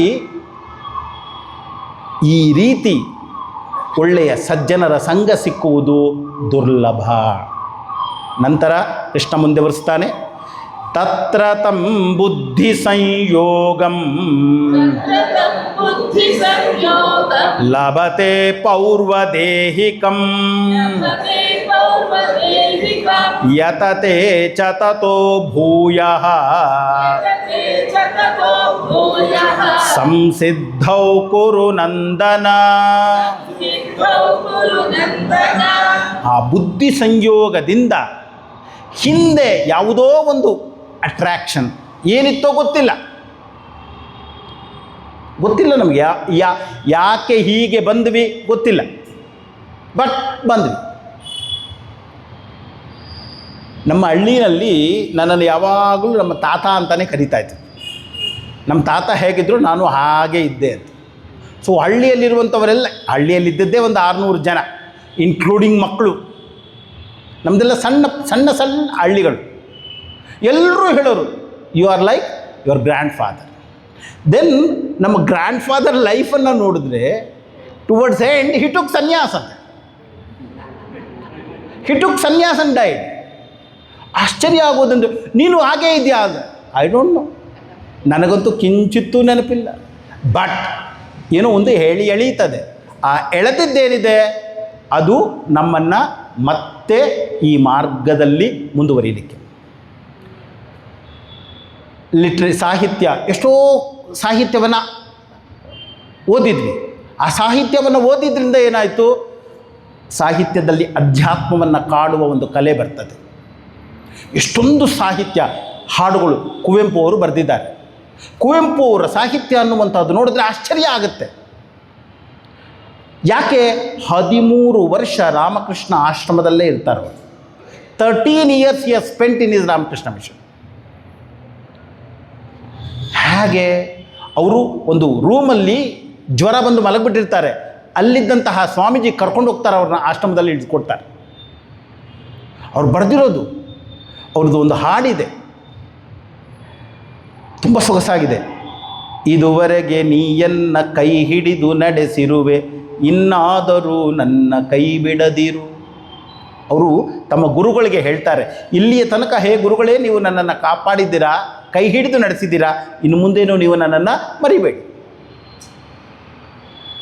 ಅವರು 2 ದಾರಿ ಇದೆ ನನ್ನ ಮುಂದೆ ಅಂತ ಹೇಳ್ತಾರೆ. ವೈರಾಗ್ಯ ಒಂದು ಕಡೆ ತನ್ನ ಮಹಿಮೆಯ ತೋರಿ ಕೈ ಚಾಚಿ ಸೆಳೆಯುತ್ತಿದೆ, ಸೌಂದರ್ಯ ಒಂದು ಕಡೆ ತನ್ನ ಮೋಹವ ಬೀರಿ ಮೈ ಚಾಚಿ ಕರೆಯುತ್ತಿದೆ. ಮನೆಯವರು ಹೇಳ್ತಾ ಇದ್ದಾರೆ ಮದುವೆ ಆಗುವಂತ. ಈ ರಾಮಕೃಷ್ಣ ಮಿಷನ್ ಸಂಘ ನೋಡಿದ ಮೇಲೆ ನನಗೆ ಸನ್ಯಾಸಿ ಆಗಬೇಕು ಅಂತ ಆಸೆ ಇದೆ. ವೈರಾಗ್ಯ ಎಳೀತಾ ಇದೆ, ಸನ್ಯಾಸ. ಒಂದು ಕಡೆ ಸ್ವಾತಂತ್ರ್ಯ, ಒಂದು ಕಡೆ ಮಾಧುರ್ಯ, ನಡುವಿಹೆನು ಬಟ್ಟೆಗೆಟ್ಟು.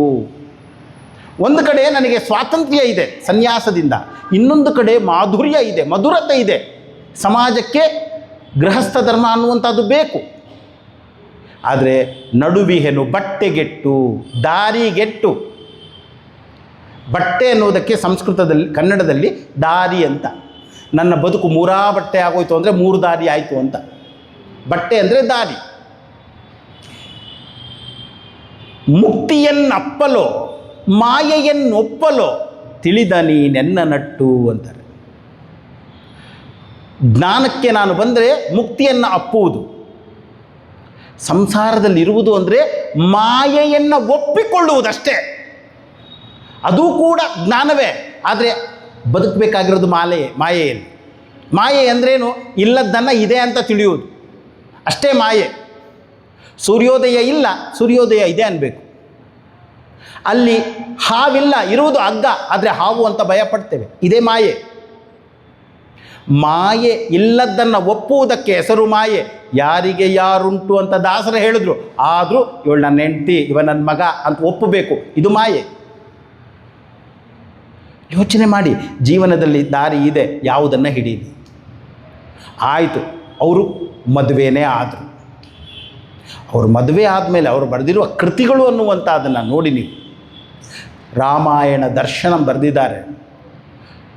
ಇಡೀ ಭಾರತೀಯ ಸಾಹಿತ್ಯದಲ್ಲಿ ರಾಮಾಯಣ ದರ್ಶನಂಗೆ ಈಕ್ವಲ್ ಆದಂಥ ಕೃತಿ ಇನ್ನೊಂದಿಲ್ಲ.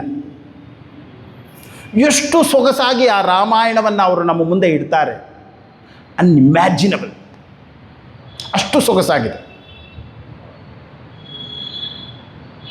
ಎಷ್ಟು ಎಲ್ಲ ರಾಮಾಯಣಗಳನ್ನು ಓದಿದ್ದಾರೆ. ಇದೋ ತಂದು ಮುಗಿಸಿ ಅಂತ TS ವೆಂಕಣ್ಣಯ್ಯನವರಿಗೆ ಸಮರ್ಪಣೆ ಮಾಡ್ತಾರೆ. ಮಂಕುತಿಮ್ಮನ ಕಗ್ಗ TS ವೆಂಕಣ್ಣಯ್ಯನವರಿಗೆ ಸಮರ್ಪಣೆ ಆಗಿದೆ. ಎರಡೂ ಒಂದೇ ಸಮಯದಲ್ಲೇ ಪ್ರಕಟವಾಗಿದ್ದು 1940ರ ಆಸುಪಾಸಿನಲ್ಲಿ, 46ರಲ್ಲಿ ಎರಡೂ ಪ್ರಿಂಟ್ ಆಗಿದ್ದು. ನೀವು ಎರಡೂ ಓದಿದ್ರೆ ಕಗ್ಗದಲ್ಲಿರುವ ಲೈನುಗಳು as it is we can see it in Ramayana ದರ್ಶನದಲ್ಲಿ. DVG ಅವರು ಒಂದು ಪತ್ರ ಬರೀತಾರೆ. ಆ ನೆನಪಿನ ದೋಣಿ ಅವರ ಆಟೋಬಯೋಗ್ರಫಿಯಲ್ಲಿ ಇದೆ, ಪ್ರಿಂಟ್ ಮಾಡಿದ್ದಾರೆ ಅವರು. ಪುಟ್ಟಪ್ಪ, ಅವರು ಕುವೆಂಪು ಅನ್ನಲ್ಲ, ಪುಟ್ಟಪ್ಪ ಅಂತ ಇದ್ದಿದ್ದು. ಪುಟ್ಟಪ್ಪ, ನೀನು ಸುಸಂಸ್ಕೃತಿಯನ್ನು, ಸುಸಂಸ್ಕಾರವನ್ನು ಹೊಂದಿದೀಯ. ನೀನು ಸನ್ಯಾಸಿ ಆಗೋದ್ರಲ್ಲಿ ಏನು ದೊಡ್ಡತನ ಇಲ್ಲ, ಯಾಕೆ ಅದು ನಿನ್ನಲ್ಲಿ ಇದೆ. ಆದರೆ ನೀನು ಕನ್ನಡ ಸಾಹಿತ್ಯಕ್ಕೆ ಬೇಕು, ಹೀಗಾಗಿ ನೀನು ಮದುವೆಯಾಗು. ಗೃಹಸ್ಥ ಧರ್ಮದಲ್ಲಿ ಇದ್ದು ನಿನ್ನ ಸಾಧನೆಯನ್ನು ಮುಂದುವರಿಸುವಂಥ DVG ಪತ್ರ ಬರೀತಾರೆ. ಅದರಲ್ಲಿ ಪ್ರಿಂಟ್ ಮಾಡಿದ್ದಾರೆ, ಇಂಗ್ಲೀಷ್ ಲೆಟರ್ ಇದೆ ಅದರಲ್ಲಿ. ಆ್ಯಂಡ್ ಕುವೆಂಪು ಅವರ ಬದುಕನ್ನು ನಾವು ನೋಡಿದ್ರೆ ಗೊತ್ತಾಗುತ್ತೆ. ದೇಹವಿದು ನೀನಿರುವ ಗುಡಿಯೆಂದು ತಿಳಿದು ಗುಡಿಸುವೆನು ದಿನ ದಿನವೂ ದೇವದೇವ. ಶಂಕರರ ಆತ್ಮಷಟ್ಕಂ ಮನೋಬುದ್ಧಿ ಅಹಂಕಾರ ಚಿತ್ತಾನಿನ ಬುದ್ಧಿಮನ ಚಿತ್ತಹಂಕಾರ ನಾನಲ್ಲ ಕಣ್ಣಲ್ಲ ಮೂಗಲ್ಲ, ಈ ರೀತಿ ಪೂರ್ತಿ ಕನ್ನಡಕ್ಕೆ ಅನುವಾದ ಮಾಡಿದ್ದಾರೆ. ಒಂದೊಂದು ಪದ್ಯ ಅವ್ರು ಹೇಳ್ತಾರೆ, ಯಾವ ಜನ್ಮದ ಮೈತ್ರಿ ಈ ಜನ್ಮದಲ್ಲಿ, ಅದು ಹೇಳೋದು ತಮ್ಮ ಮತ್ತು ವಿವೇಕಾನಂದರ ಸ್ನೇಹ ಅನ್ನುವಂಥದ್ದು. ಅವರ ಬದುಕು ಹೇಗೆ ಅಂದರೆ ಗುರುದೇವನ ಆಣೆ, ರಾಮಕೃಷ್ಣ ಪರಮಹಂಸರ ಆಣೆ ಅಂತಾರೆ. ನಮ್ಮಿಬ್ಬರ ಬಾಂಧವ್ಯ ಅಂತ. ಯಾವ ಜನ್ಮದ ಮೈತ್ರಿ ಇದು. ಅಧ್ಯಾತ್ಮ ಅನ್ನುವಂಥದ್ದು ನನ್ನನ್ನು ಸೆಳೀತದೆ. ಯಾವಾಗ ನಾನು ಒಳ್ಳೆಯ ಸಂಘದಲ್ಲಿ ಇದ್ದರೆ, ಆ ಯತಿಗಳು ಬಂದು ಅವರನ್ನು ಕರ್ಕೊಂಡು ಹೋಗ್ತಾರೆ, ಆಗ ಪೂರ್ತಿ ಜೀವನವೇ ಬದಲಾಗ್ತದೆ ಕುವೆಂಪು ಅವರು. ಹೀಗಾಗಿ ಆದರೆ ಆ ಬುದ್ಧಿ ಸಂಯೋಗ ಅನ್ನುವಂಥದ್ದು ಎಳಿಬೇಕು ನನ್ನನ್ನು. ಯತತೆ ಭೂಯಃ ಸಂಸಿದ್ಧವು ಕುರುನ. ಅವನಂತರ ಅಲ್ಲಿಂದ ಅವನು ತನ್ನ ಸಾಧನೆ ಅನ್ನುವಂಥದ್ದನ್ನು ಮುಂದುವರಿಸ್ತಾನೆ. ನಂತರ ಅದೇ ವಿಚಾರ, ಪೂರ್ವಾಭ್ಯಾಸೇನ ತೇನೈವ ಕ್ರಿಯತೆ ಹ್ಯವಶೋಪಿ ಸಹ ಜಿಜ್ಞಾಸುರಪಿ ಯೋಗಸ್ಯ ಶಬ್ದ ಬ್ರಹ್ಮಾತಿ ವರ್ತತೆ. ಅವನು ಇದೇ ಪ್ರಪಂಚದಲ್ಲಿ ಬದುಕ್ತಾ ಇದ್ದರೂ ಕೂಡ ಆ ಯೋಗ ಭ್ರಷ್ಟ. ತನ್ನ ಒಂದು ಪೂರ್ವದ ಅಭ್ಯಾಸದ ಬಲದಿಂದಾಗಿ, ನೀವು ಪೂರ್ವಜನ್ಮ ಅಂದುಕೊಳ್ಳಿ ಅಥವಾ ಇಲ್ಲೇ ಆ ಹಿಂದಿನ ಅಭ್ಯಾಸದ ಕಾರಣದಿಂದಾಗಿ ಕ್ರಿಯತೆ ಸೆಳೆಯಲ್ಪಡ್ತಾನೆ ಆ ಹಿಂದಿನ ಮಾರ್ಗಕ್ಕೆ. ಹಾಗಾಗಿ ಅವನೇನು ಮಾಡ್ತಾನೆ, ಶಬ್ದ ಬ್ರಹ್ಮವನ್ನು, ತಾನಿರುವಂತಹ ಕರ್ಮಮಯ ಪ್ರಪಂಚ ಅನ್ನುವಂಥದ್ದನ್ನು ದಾಟ್ತಾನೆ. ಏನೆಲ್ಲ ವೇದೋಕ್ತ ಕರ್ಮಗಳು ಅನ್ನುವಂಥದ್ದಿದೆ ಅದನ್ನು ಶಬ್ದ ಬ್ರಹ್ಮ ಅಂತ ಕರಿತೇವೆ. ಅದನ್ನು ಮೀರಿ ಅವ ಅಧ್ಯಾತ್ಮದತ್ತ ಬರ್ತಾನೆ, ಆತ್ಮ ಸಂಸ್ಕಾರವನ್ನು ಮಾಡಿಕೊಳ್ತಾನೆ, ಜಿಜ್ಞಾಸುವಾಗ್ತಾನೆ. ಇದು ಬರಬೇಕಾದ್ರೆ ಏನು ಮಾಡಬೇಕು? ನಂತರ ಹೇಳ್ತಾರೆ, ಪ್ರಯತ್ನಾತ್ಯತಮಾನಸ್ತು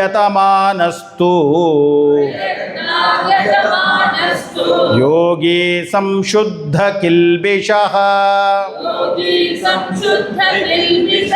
ಅನೇಕ ಜನ್ಮ ಸಂಸಿದ್ಧಃ ತತೋ ಯಾತಿ ಪರಾಂ ಗತಿಂ. ಆ ಮಾರ್ಗಕ್ಕೆ ಬಂದು ಪ್ರಯತ್ನದ ಮುಖಾಂತರ, ವಿಚಾರದ ಮುಖಾಂತರ, ಚಿಂತನೆಯ ಮುಖಾಂತರ, ಪೂಜ್ಯ ಗುರುದೇವ್ ಅದನ್ನೇ ಹೇಳ್ತಾ ಇದ್ದಾರೆ. ಥಿಂಕ್, ನಾನು ಏನು ಹೇಳಿದ್ದೇನೆ ಅದನ್ನೇ ನೀನು ರಿಪೀಟ್ ಮಾಡುವುದಲ್ಲ ನಿನ್ನ ಕೆಲಸ, ಇದು ನಿನಗೆ ಸಾಧನೆ. ವಿಚಾರ ಮಾಡು, ಪ್ರಯತ್ನ ಪೂರ್ವಕವಾಗಿ ವಿಚಾರವನ್ನು ಮಾಡು. ಸಂಶುದ್ಧ ಕಿಲ್ಬಿಷಃ, ಆ ಪಾಪಗಳು ಅನ್ನುವಂಥದ್ದು ಏನಿದೆ ಮನಸ್ಸಿನಲ್ಲಿರುವಂಥದ್ದನ್ನು ಶುದ್ಧ ಮಾಡಿಕೋ. ಕೆಟ್ಟ ಆಲೋಚನೆಗಳು ಅನ್ನುವಂಥದ್ದನ್ನು ಒಳ್ಳೆಯ ಆಲೋಚನೆಗಳ ಮುಖಾಂತರ ತೆಗೆದಾಕು. ಈ ರೀತಿಯಲ್ಲಿ ನೀನು ಬದುಕಿದ್ದೇ ಆದರೆ ಪರಾಂಗತಿಂ ಯಾತಿ, ಉತ್ಕೃಷ್ಟವಾದಂತಹ ಒಂದು ಆನಂದ ಅನ್ನುವಂಥದ್ದು ನಿನಗೆ ಸಿಗ್ತದೆ. ಅದು ನನಗೆ ಸಿಕ್ಕಬೇಕಾದ್ರೆ ಏನು ಮಾಡಬೇಕು? ಪ್ರಯತ್ನ. ಏನು ಪ್ರಯತ್ನ? ನಿರಂತರವಾಗಿ ಚಿಂತನೆಯನ್ನು ಮಾಡಬೇಕು. ಒಂದು ಶ್ಲೋಕ ತೆಗೆದುಕೋ ನೋಡಿ, ಧರ್ಮಕ್ಷೇತ್ರೇ ಕುರುಕ್ಷೇತ್ರೇ ಸಮವೇತಾಯುಯುತ್ಸವ ಮಾಮಕ ಪಾಂಡವಾಶ್ಚೈವ ಕಿಮಕುರ್ವತ ಸಂಜಯ. ಸುಲಭ ಶ್ಲೋಕ. ಧೃತರಾಷ್ಟ್ರ ಅನ್ನುವಂಥವನು ಕೇಳಿದ ಒಂದೇ ಪ್ರಶ್ನೆ, ಧರ್ಮಕ್ಷೇತ್ರವಾದಂತಹ ಕುರುಕ್ಷೇತ್ರದಲ್ಲಿ ಯುದ್ಧವನ್ನು ಮಾಡಬೇಕು ಅನ್ನುವಂತಹ ಇಚ್ಛೆ ಉಳ್ಳಂತ ಬಂದಿರುವಂತಹ ಯೂತ್ಸುಗಳು, ನನ್ನ ಮಕ್ಕಳು ಮತ್ತು ಪಾಂಡವರು ಏನು ಮಾಡಿದರು ಸಂಜಯ? ನಾನು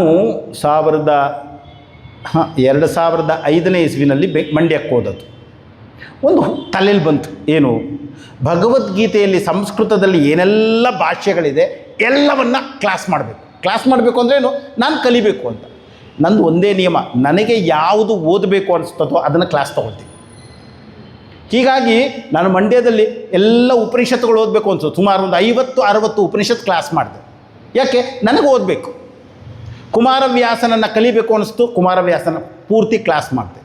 ಕನಕದಾಸರದ್ದು ಹರಿಭಕ್ತಿ ಸಾರ ಕ್ಲಾಸ್ ಮಾಡಬೇಕು, ಸೋಮೇಶ್ವರ ಶತಕ ಮಾಡಬೇಕು, ನನಗೆ ಓದಬೇಕು, ನಾನು ಮಾಡು. They have no choice. ಹೀಗಾಗಿ ಎಲ್ಲ ನನಗೆ ಕಲಿಬೇಕು, ನಾನು ಮಾಡ್ತೀನಿ. ನೀವು ಆ ಭಗವದ್ಗೀತೆ ಕ್ಲಾಸ್ ಮಾಡಬೇಕು ಅಂದಾಗ ಸುಮಾರು ಒಂದು 17-18 ಸಂಸ್ಕೃತ ಭಾಷೆಗಳು ಸಿಕ್ತು. ಭಾಷೆಗಳು 17-18 ಸಂಸ್ಕೃತದ್ದು, ಬರೀ ಸಂಸ್ಕೃತದ್ದು.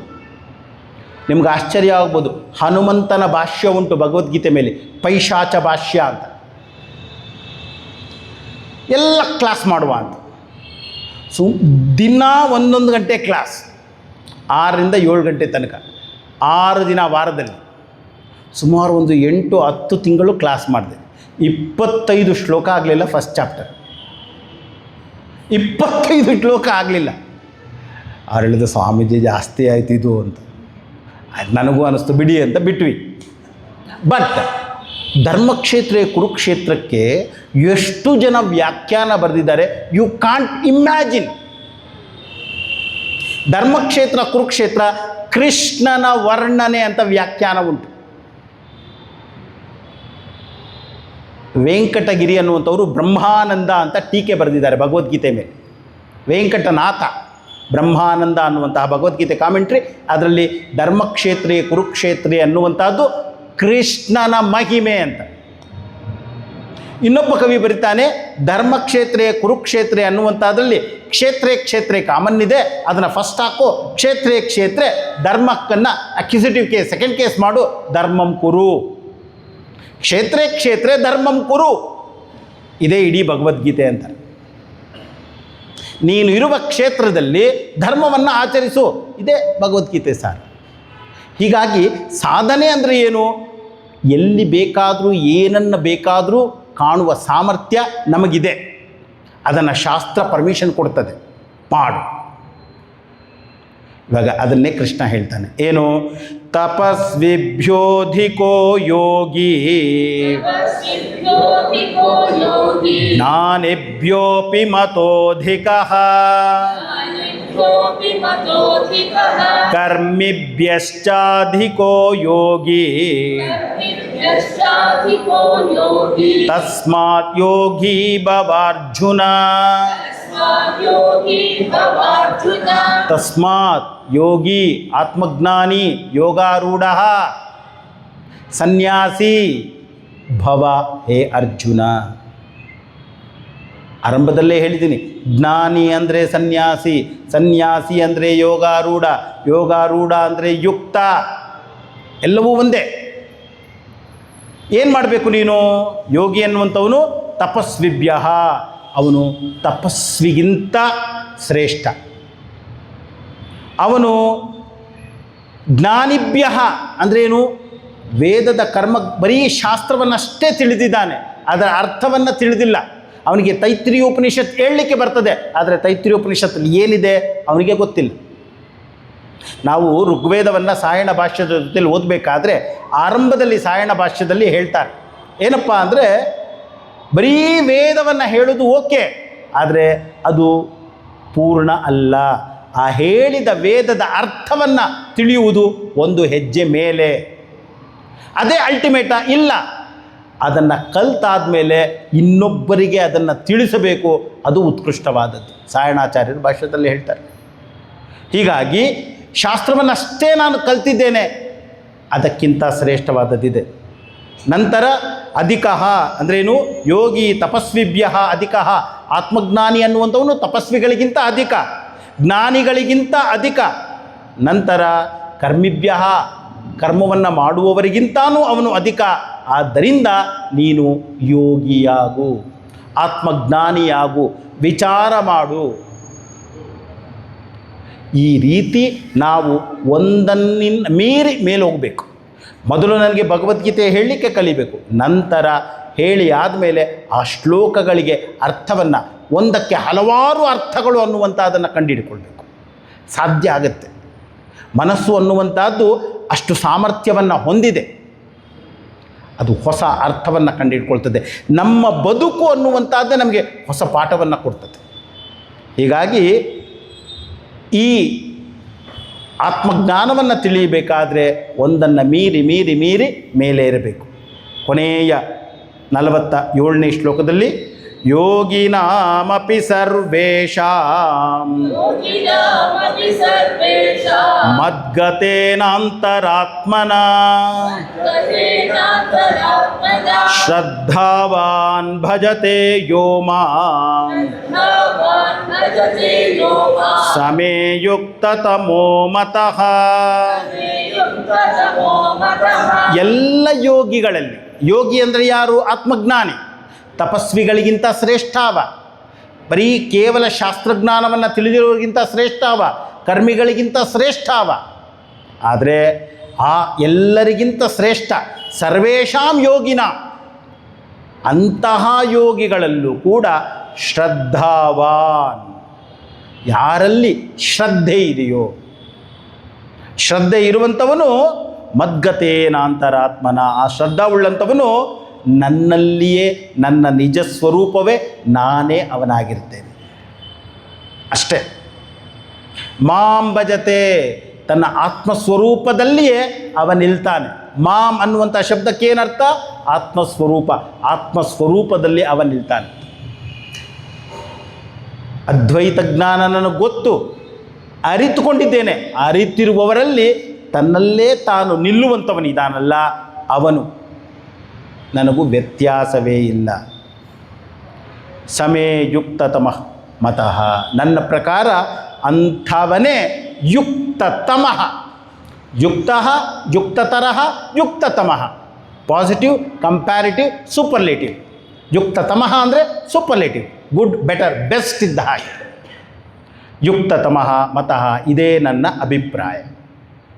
ಸೊ ಹೀಗಾಗಿ ಯಾರು ಶ್ರೇಷ್ಠ? ಏನೊಂದು ಶಾಸ್ತ್ರ ಹೇಳ್ತದೆ, ಜೀವನ್ಮುಕ್ತನ ಬಗ್ಗೆ ವಿವರಿಸ್ತದೆ, ಜ್ಞಾನಿಯ ಬಗ್ಗೆ ವಿವರಿಸ್ತದೆ, ಸ್ಥಿತಪ್ರಜ್ಞನ ಬಗ್ಗೆ ವಿವರಿಸ್ತದೆ. ಆ ಸ್ಥಿತಪ್ರಜ್ಞ ಬೇರೆ ಎಲ್ಲೂ ಇಲ್ಲ, ಅದು ನಾನೇ ಅಂತ ಯಾರು ತಿಳಿತಾನೋ ಅವನೇ ಯುಕ್ತತಮ. ಓಂ ತತ್ಸತ್. ಇತಿ ಶ್ರೀಮದ್ಭಗವದ್ಗೀತಾಸು ಉಪನಿಷತ್ಸು ಬ್ರಹ್ಮವಿದ್ಯಾಯಾಂ ಯೋಗಶಾಸ್ತ್ರೇ ಶ್ರೀಕೃಷ್ಣಾರ್ಜುನ ಸಂವಾದೇ ಆತ್ಮಸಂಯಮಯೋಗೋ ನಾಮ ಧ್ಯಾನಯೋಗೋ ನಾಮ ಷಷ್ಠೋಧ್ಯಾಯಃ. ಓಂ ತತ್ ಸತ್, ಈ ಮೂರು ಕೂಡ ನನ್ನ ಮತ್ತು ನಿಮ್ಮ ಹೆಸರು. ನಾನು ಅಂದರೆ ಓಂ, ನಾನೇ ಓಂ, ನಾನೇ ಓಂಕಾರ ಸ್ವರೂಪ. ನಾವೆಲ್ಲರೂ ಓಂಕಾರ ಸ್ವರೂಪರು. ಸೃಷ್ಟಿ ಸ್ಥಿತಿ ಲಯ ಮೂರು ನಮ್ಮಲ್ಲೇ ನಡೆಯುವಂಥದ್ದು. ಅದಕ್ಕೆ ಹೆಸರು ಅಕಾರ ಉಕಾರ ಮಕಾರ. ಜಾಗ್ರತ್ ಸ್ವಪ್ನ ಸುಷುಪ್ತಿ, ಬ್ರಹ್ಮ ವಿಷ್ಣು ಮಹೇಶ್ವರ. ಎಲ್ಲಿ? ಓಂ. ನಾನು ಹೇಳಿದೆ, ಜಾಬಲ್ಯೋಪನಿಷತ್ ಅನ್ನುವಂಥದ್ರಲ್ಲಿ ಬರ್ತದೆ. ವಿಭೂತಿ ಧಾರಣ ಅನ್ನುವುದರಿಂದ ಪಶು ಅನ್ನುವಂಥವನು ಪಶುಪತಿ ಆಗಬಹುದು. ವಿಭೂತಿ ಧಾರಣ ಅಂದ್ರೇನು? ಅಕಾರ ಉಕಾರ ಮಕಾರ, ಬ್ರಹ್ಮ ವಿಷ್ಣು ಮಹೇಶ್ವರ, ಇದರೇ ಹೇಳೋದು. ಸ್ಥೂಲ ಸೂಕ್ಷ್ಮ ಕಾರಣ. ತತ್ ಅಂದರೂ ಕೂಡ ನಾನೇ. ಯಾಕೆ? ತತ್ ತ್ವಂ ಅಸಿ, ಇದು ಮಹಾವಾಕ್ಯ. ತತ್ ಸಚ್ಚಿದಾನಂದ ಸ್ವರೂಪ ಶುದ್ಧ ಚೈತನ್ಯ, ತ್ವಂ ನೀನು ಅಸಿ ಆಗಿದ್ದೀಯ. ಮುಕ್ತಿಕೋಪನಿಷತ್ ಅಂತ ಒಂದು ಉಪನಿಷತ್ತಿದೆ. ಅಲ್ಲಿ ಹನುಮಂತ ಮತ್ತು ರಾಮನ ನಡುವೆ ಸಂವಾದ. ಮನುಷ್ಯ ಯಾವಾಗ ಜೀವನ್ಮುಕ್ತನಾಗ್ತಾನೆ ಅಂತ ಹನುಮಂತ ಪ್ರಶ್ನೆ ಕೇಳ್ತಾನೆ ಆರಂಭದಲ್ಲಿ. ಆಗ ರಾಮ ಹೇಳ್ತಾನೆ ಜ್ಞಾನದಿಂದ ಅಂತಾನೆ. ಯಾವ ಜ್ಞಾನದಿಂದ? ಹನುಮಂತನ ಪ್ರಶ್ನೆ. ಉಪನಿಷತ್ ಜ್ಞಾನದಿಂದ. ಆಗ ಹೇಳ್ತಾನೆ ಉಪನಿಷತ್ ಜ್ಞಾನ ಅಂದರೆ ಏನು? ಬ್ರಹ್ಮಾತ್ಮೈಕ್ಯ ಬೋಧವನ್ನು ಬೋಧಿಸುವಂತಹದ್ದೇ ಉಪನಿಷತ್. ನಾನು ಯಾವ ಉಪನಿಷತ್ತನ್ನು ಓದಬೇಕು? ಹನುಮಂತ ಕೇಳ್ತಾನೆ. ರಾಮ ಹೇಳ್ತಾನೆ ಮಾಂಡುಕ್ಯಮೇಕಂ ಅಲಂ. ರಾಮ ಹೇಳ್ತಾನೆ ಮಾಂಡುಕ್ಯೋಪನಿಷತ್ ಒಂದು ಓದು ಸಾಕು, ಇನ್ನೇನು ಬೇಕಾಗಿಲ್ಲ. ಮಾಂಡುಕ್ಯೋಪನಿಷತ್ ಒಂದು ಓದು. ನಂತರ ಹೇಳ್ತಾನೆ ಮಾಂಡುಕ್ಯೋಪನಿಷತ್ ಓದಿ ಕೂಡ ನನಗೆ ಅರ್ಥ ಆಗಲಿಲ್ಲ ಅಂದರೆ ದಶೋಪನಿಷತ್ ಓದು. ಈಶಕೇನ ಕಟ ಪ್ರಶ್ನ ಮುಂಡ ಮಾಂಡುಕ್ಯ ತಿತ್ತಿರಿ ಐತರೇಯ ಛಾಂದೋಗ್ಯಂ ಚ ಬೃಹದಾರಣ್ಯಕಂ ತಥಾ. ಈ ಶ್ಲೋಕ ಬರೋದು ಮುಕ್ತಿಕೋಪನಿಷತ್ತಿನಲ್ಲಿ. ಹನುಮಂತ ನೆಕ್ಸ್ಟ್ ಪ್ರಶ್ನೆ, ಈ 10 ಓದಿ ಕೂಡ ಅರ್ಥ ಆಗಲಿಲ್ಲ ಅಂದರೆ 32 ಓದು ಅಂತ 32 ಕೈವಲ್ಯ ಶ್ವೇತಾಶ್ವತರು ಲಿಸ್ಟ್ ಕೊಡ್ತಾರೆ. ಅಲ್ಲ 32 ಓದಿ ಆಗಲಿಲ್ಲ ಅಂದರೆ ಉಳಿದಿರುವಂತಹ 108 ಓದು. 108 ಉಪನಿಷತ್ತುಗಳ ಲಿಸ್ಟ್ ಕೊಡ್ತಾರೆ. ಯಾವ ಉಪನಿಷತ್ ಯಾವ ವೇದಕ್ಕೆ ಸೇರಿದ್ದು, ಯಾವ ಉಪನಿಷತ್ತಿಗೆ ಯಾವುದು ಶಾಂತಿ ಮಂತ್ರ ಎಲ್ಲ ಅಲ್ಲಿ ಬರ್ತದೆ. ಮಾಂಡುಕ್ಯಮೇಕಂ ಅಲಂ ಅಂತ ಯಾಕೆ ಹೇಳ್ದ? ಸಿಂಪಲ್. ಮಾಂಡುಕ್ಯೋಪನಿಷತ್ ಅನ್ನುವಂಥದ್ದು ಫಸ್ಟ್ ಹೇಳ್ತದೆ ಓಂ ಇತ್ಯೇತದರಕ್ಷರಮಿದಗಂ ಸರ್ವಂ. ಓಂ ಅನ್ನುವಂಥದ್ದೇ ಸರ್ವ, ಎಲ್ಲವೂ ಓಂಕಾರವೇ ಅಂತ. ನೆಕ್ಸ್ಟ್ 2ನೇ ಶ್ಲೋಕದಲ್ಲಿ ಬ್ರಹ್ಮೈವೇದಮಿದಗಂ ಸರ್ವಂ, ಬ್ರಹ್ಮವೇ ಸರ್ವ ಅಂತ. ಸೊ ನಮಗೆ ಮ್ಯಾಥಮೆಟಿಕ್ಸ್ ಇಷ್ಟ ಆಗೋದ್ರಿಂದ ಓಂ is equal to sarva is equal to ಬ್ರಹ್ಮ. ಓಂ ಅಂದರೂ ಒಂದೇ, ಸರ್ವ ಅಂದರೂ ಒಂದೇ, ಬ್ರಹ್ಮ ಅಂದರೂ ಒಂದೇ. ಅದೇ 2ನೇ ಶ್ಲೋಕದ ನೆಕ್ಸ್ಟ್ ಲೈನ್ ಹೇಳ್ತಾನೆ ಅಯಂ ಆತ್ಮ ಬ್ರಹ್ಮ, ಮಹಾವಾಕ್ಯ. ಈ ಆತ್ಮವೇ ಬ್ರಹ್ಮ. Therefore Om is equal to sarva is equal to Brahma is equal to atma. ಆತ್ಮ ಅಂದರೆ ಯಾರು? ನಾನು. ನಾನು ಅಂದರೆ ಯಾರು? ಬ್ರಹ್ಮ. ನಾನು ಬ್ರಹ್ಮ ಅಂದರೆ ಏನು? ಓಂ. ಆ ಬ್ರಹ್ಮನನ್ನೇ ಇನ್ನೊಂದು ಶಬ್ದ ತತ್. ತತ್ ಅಂದರೆ ಆ ಬ್ರಹ್ಮ. ತತ್ ತ್ವಂ ಬ್ರಹ್ಮ ತ್ವಂ ಅಸಿ, ಅದು ನೀನೇ ಆಗಿದ್ದೀಯಾ. ಹೀಗಾಗಿ ಬ್ರಹ್ಮ ಅಂದರೆ ಸತ್. ಓಂ ತತ್, ಅದಕ್ಕೆ ಇನ್ನೊಂದು ಹೆಸರು ಸತ್. ಛಾಂದೋಗ್ಯ ಉಪನಿಷತ್ತಿನ 6ನೇ ಅಧ್ಯಾಯ 2ನೇ ಖಂಡ ಸದೇವ ಸೌಮ್ಯ ಇದಮಗ್ರ ಆಸೀತ್ ಏಕಮೇವಾದ್ವಿತೀಯಂ, ಅಲ್ಲಿ ಬ್ರಹ್ಮನನ್ನು ಸತ್ ಅಂತ ಹೇಳ್ತಾರೆ. ಸೊ ಇಡೀ ಭಗವದ್ಗೀತೆಯಲ್ಲಿ ಓಂ ತತ್ ಸತ್ ಈ 3ಅನ್ನೇ ಹೇಳಿದ್ರು. 3 ಕೂಡ ಒಂದೇ. ಓಂ ಇಸ್ ಈಕ್ವಲ್ ಟು ತತ್ ಇಸ್ ಈಕ್ವಲ್ ಟು ಸತ್. ಆ ಓಂ ತತ್ ಸತ್ ಅನ್ನುವಂಥದ್ದು ಶ್ರೀಮದ್ ಭಗವದ್ಗೀತೆಯಲ್ಲಿ ಏನದು? ಉಪನಿಷತ್ತಿನ ಸಾರ. ಅದು ಯೋಗಶಾಸ್ತ್ರ. ಯಾಕೆ ಯೋಗಶಾಸ್ತ್ರ? 2ನ್ನ ಒಟ್ಟಿಗೆ ಸೇರಿಸುವಂಥದ್ದಕ್ಕೆ ಹೆಸರು ಯೋಗ. ಯುಜ್ಯತೆ ಅನೇನವಾ ಇತಿ ಯೋಗ. 2ನ್ನ ಒಟ್ಟಿಗೆ ಸೇರಿಸುವುದು ಯೋಗ. ನಾನು ನನ್ನನ್ನು ದೇಹ ಅಂತ ತಿಳಿದಿದ್ದೆ, ನಾನು ದೇಹ ಅಲ್ಲ, ನಾನು ಸಚ್ಚಿದಾನಂದ ಸ್ವರೂಪ ಶುದ್ಧ ಚೈತನ್ಯ, ದೇಹ ಅಲ್ಲ ಅಂತ ಒಟ್ಟಿಗೆ ಸೇರಿಸಿದ್ರಿಂದ ಇದು ಯೋಗಶಾಸ್ತ್ರ, ಬ್ರಹ್ಮವಿದ್ಯೆ. ಇದು ಶ್ರೀಕೃಷ್ಣಾರ್ಜುನರ ಸಂವಾದದ ರೂಪದಲ್ಲಿ ಬಂದಿದೆ. ಕಡೆಗೆ ಗೊತ್ತಾಗುತ್ತೆ ಅರ್ಜುನನೇ ಕೃಷ್ಣ, ಕೃಷ್ಣನೇ ಅರ್ಜುನ. ಪ್ರೂಫ್ ಏನು ಸ್ವಾಮೀಜಿ? ಭಗವದ್ಗೀತೆಯ 10ನೇ ಅಧ್ಯಾಯದಲ್ಲಿ ಕೃಷ್ಣ ಹೇಳ್ತಾನೆ ಪಾಂಡವಾನ ನೀನೇ ನಾನು ಅಂತ. ಕೃಷ್ಣ ಬೇರೆ ಅರ್ಜುನ ಬೇರೆ ಅಲ್ಲ, ನಾನು ಬೇರೆ, ಪರಬ್ರಹ್ಮ ಪರಮಾತ್ಮ ಶುದ್ಧ ಚೈತನ್ಯ ಬೇರೆ ಅಲ್ಲ, ಒಂದೇ. ಆತ್ಮ ಸಂಯಮ, ಧ್ಯಾನ, ಯೋಗ ಅನ್ನುವಂತಹ ಹೆಸರು ಇದು ಮಹಾಭಾರತದಲ್ಲಿ ಇಲ್ಲ. ಮಹಾಭಾರತದ ಭೀಷ್ಮ ಪರ್ವದ 25 ಶ್ಲೋಕದಿಂದ 18 ಒಂದು ಅಧ್ಯಾಯಗಳನ್ನು ತೆಗೆದಾಗ, ಪ್ರತ್ಯೇಕಗೊಳಿಸಿದಾಗ ಅದಕ್ಕೆ ಶ್ರೀಮದ್ ಭಗವದ್ಗೀತಾ ಅಂತ. ಮಹಾಭಾರತದಲ್ಲಿ ಈ ಹೆಸರು ಅನ್ನುವಂಥದ್ದು ಇಲ್ಲ. ಇಲ್ಲಿಗೆ 6ನೇ ಅಧ್ಯಾಯ ಅನ್ನುವಂಥದ್ದು ಮುಕ್ತಾಯವಾಯಿತು. 8 ದಿನಗಳ ಕಾಲ ನಾವು ಗೀತೆಯ 6ನೇ ಅಧ್ಯಾಯದ ಚಿಂತನೆಯನ್ನು ಮಾಡಿದ್ದೇವೆ. ಆಯೋಜನೆ ಮಾಡಿದಂತಹ ಎಲ್ಲ ಮಿಷನ್ನಿನ ಸದಸ್ಯರಿಗೆ, ನಮಗೆ ಭಿಕ್ಷೆಯನ್ನು ನೀಡಿದಂತಹ ಎಲ್ಲ ಮಿಷನ್ನಿನ ಸದಸ್ಯರಿಗೆ ಹರಿ ಓಂ ನಾರಾಯಣ. ಓಂ ಗುರುದಕ್ಷಿಣೆ ಕೊಡಬೇಕು ಅನ್ನುವಂಥವರು ಅಲ್ಲಿ ಕೊಡಬಹುದು. ಆನ್ಲೈನಲ್ಲೂ ಕೂಡ ಯೂಟ್ಯೂಬ್ ಕೆಳಗಡೆ ಒಂದು ಡಿಸ್ಕ್ರಿಪ್ಷನ್ನಲ್ಲಿ ಬರ್ತದೆ, ಒಂದು ಲಿಂಕ್ ಇರ್ತದೆ. ಆ ಲಿಂಕನ್ನು ನೀವು ಪ್ರೆಸ್ ಮಾಡಿದ್ದೇ ಆದರೆ ಅದು ಡೈರೆಕ್ಟಾಗಿ ವೆಬ್ಸೈಟ್ಗೆ ಕರ್ಕೊಂಡೋಗುತ್ತೆ. ಅಲ್ಲಿ ಆನ್ಲೈನ್ ಪೇಮೆಂಟ್ ಅನ್ನುವಂಥದ್ದನ್ನು ಕೂಡ ಮಾಡ್ಬೋದು. ಓಂ ಸರ್ವೇ ಭವಂತು ಸುಖಿನಃ, ಸರ್ವೇ ಸಂತು ನಿರಾಮಯಾಃ, ಸರ್ವೇ ಭದ್ರಾಣಿ ಪಶ್ಯಂತು, ಮಾ ಕಶ್ಚಿತ್ ದುಃಖ ಭಾಗ್ ಭವೇತ್. ಓಂ ಶಾಂತಿ ಶಾಂತಿ ಶಾಂತಿ.